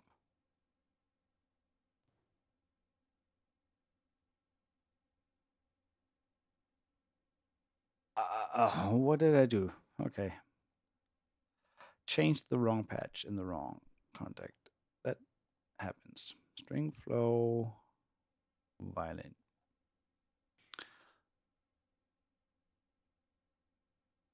So turn the reverb down on this one. That should be fine.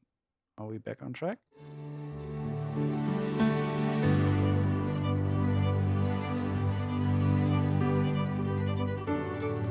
Okay, so back to the flutes. And here, what I want to do is go to ethnic, amber tone, and see what the Shire whistle sounds like on top.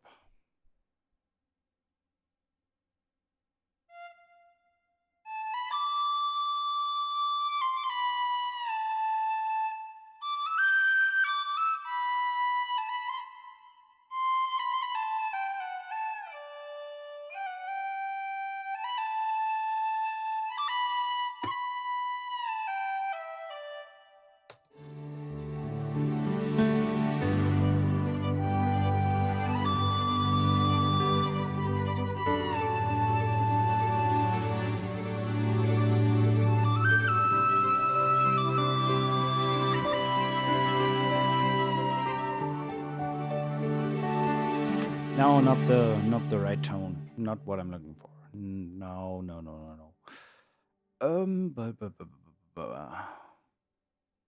Julian, just to know where I want to go with that section.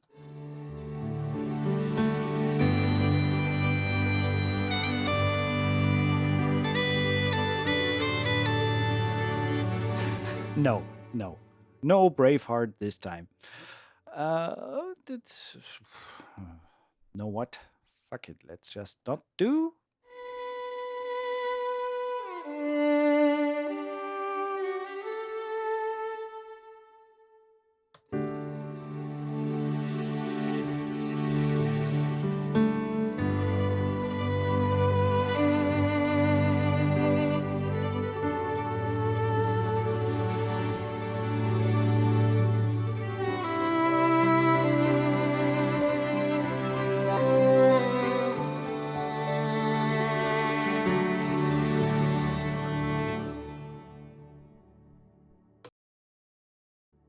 Actually, that sounded nice. What was that? Oh, the Joshua Bell. Okay, that explains.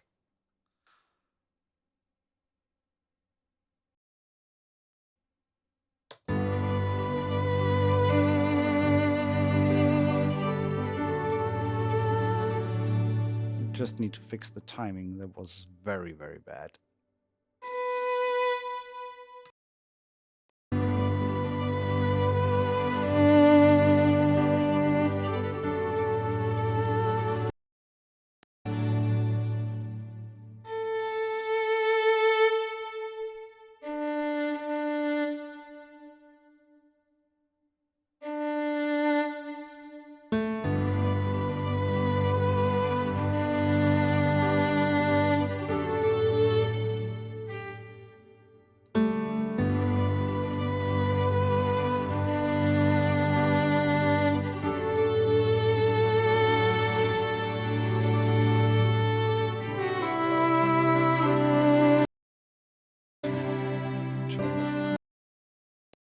Turn it down a little bit.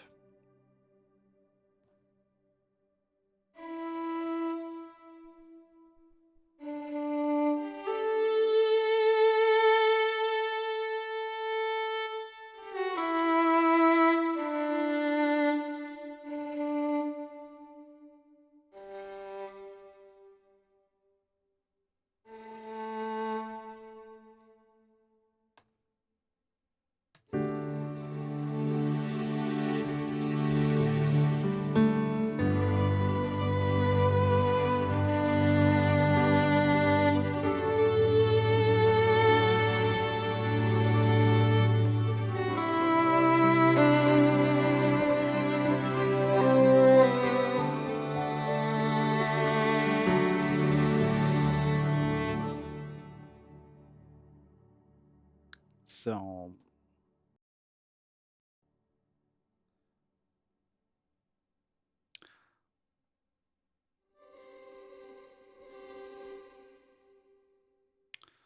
want to change these last chords. We have the Suspiro violin, and we're using the cold key switch, which is this G here. So I'm gonna make sure that in the beginning, that key switch is sitting where it should. So that, and what is that? G -1. Yeah. So cold, and then after that, I want to change to either warm or full. I don't know yet. So last note is there. So this is warm, this is full. Let's change to full here. Well, technically not there, but here. Okay.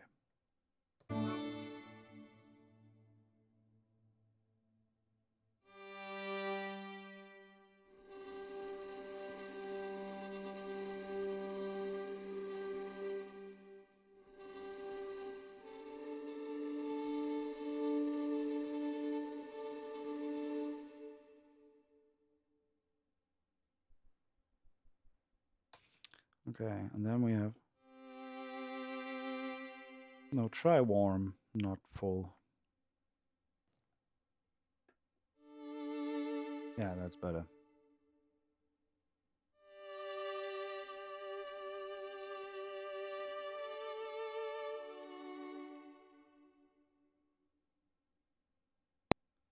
Just want to do a little bit of an ending.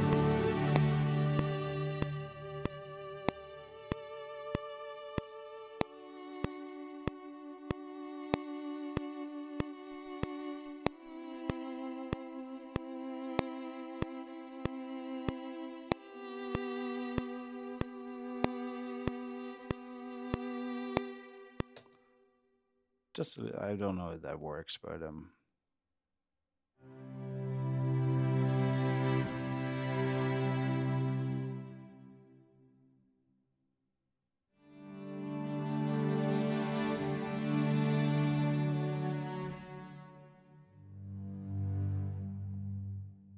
okay, let's see.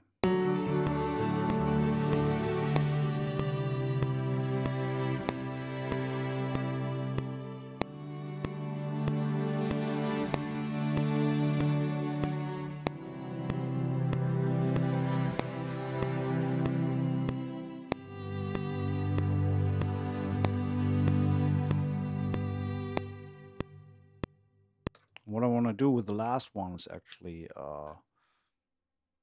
learn that to the mod wheel. No, not this one.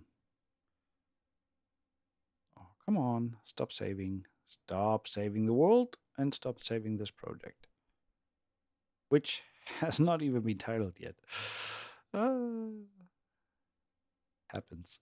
So what I want to do is learn this. There we go. So mod wheel in the middle means it is sitting for 2 bars.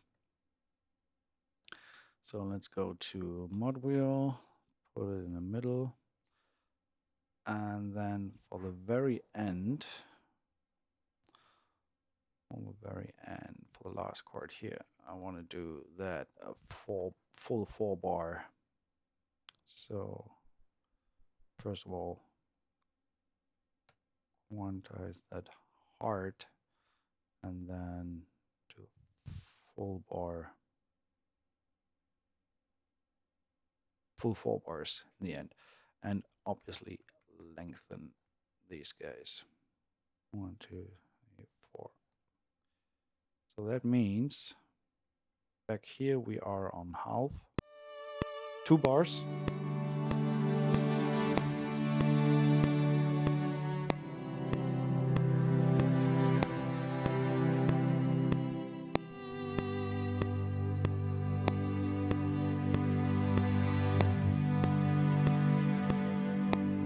Well, maybe 3 bars is enough. 4 bars is pretty long. Let's do 3 bars. And also, we're missing out.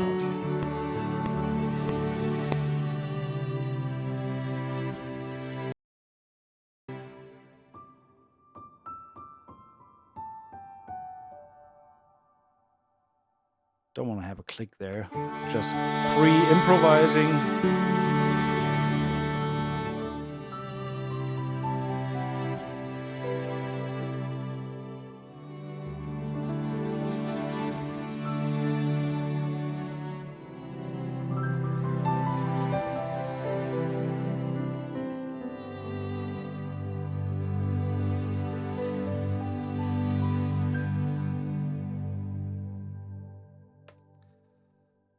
An idiot ending. If it were a band, there would be.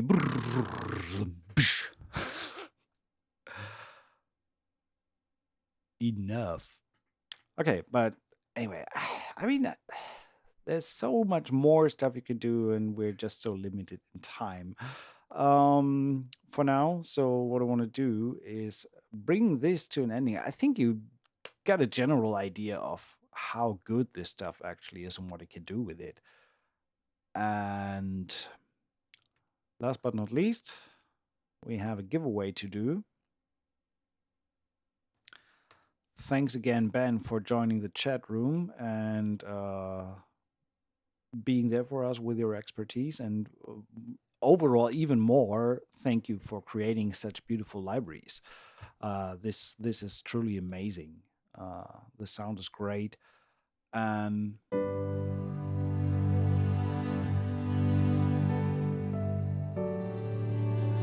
what can I say? Next step would be to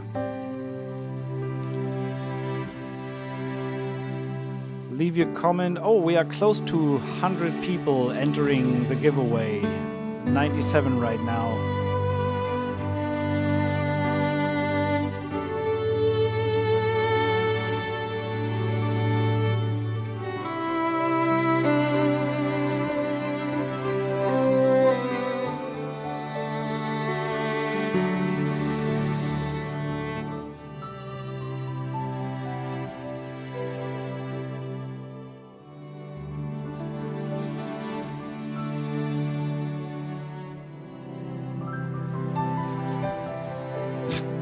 Well, just fiddle around a little bit with the piano there. But these strings, I mean, you can win the Suspiro strings and you can grab the uh, string flow and some of the other libraries for very, very low pricing. They're 15% off right now for another 2 days. And when you buy on the Contact Hub website, you also earn credits, which then gets your future purchases even cheaper. The piano sounds of Bruce Hornsby. That's true.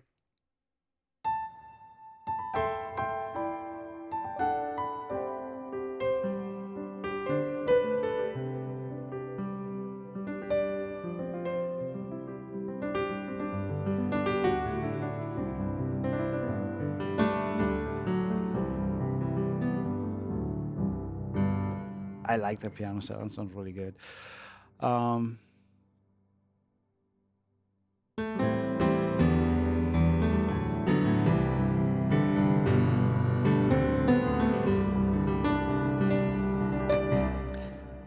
oh God, that's years ago that I played that. Forgot it. Recently played. What was that? I remember.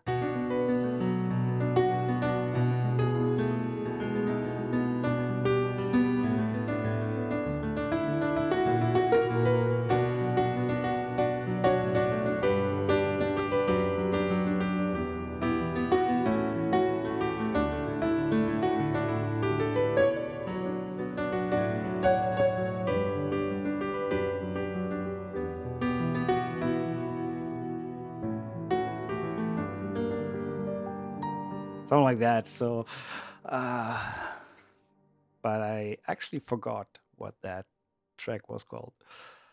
Pretty sure you know that. So, time for the giveaway. Let's run the track in the background. Where are we at? Again, Ben, thank you for providing that giveaway copy of Suspiro Strings, which is going to be this one. And without further ado, let's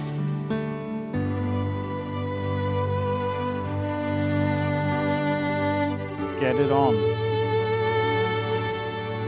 Unfortunately, we can only get it on if I find my website with a comment picker. There we go. So, just so you know, this is the link where you post it. And what's up here? Okay, there we go. So that's today's Facebook post. Well, there we go. From today, 2 hours ago. I just want to make sure nobody says something is not right. 97 comments, and let's go. One of you lucky guys and girls can be the winner. There we go. Brrm.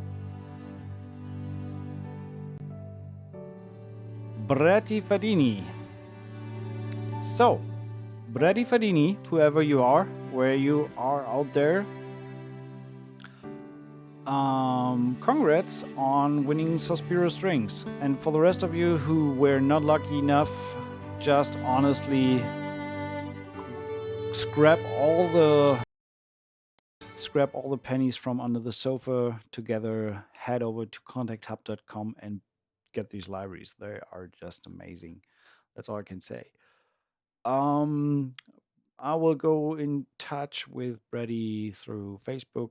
Other than that, thanks so much for watching today and taking the time. Ben, thanks for sending over the NFR copies and the giveaway. If you have any questions, I think it's best to uh, get in touch with Ben. If you have questions on the libraries or just want to purchase, go to contacthub.com and talk to you later. Thank you so much for watching. Cheers.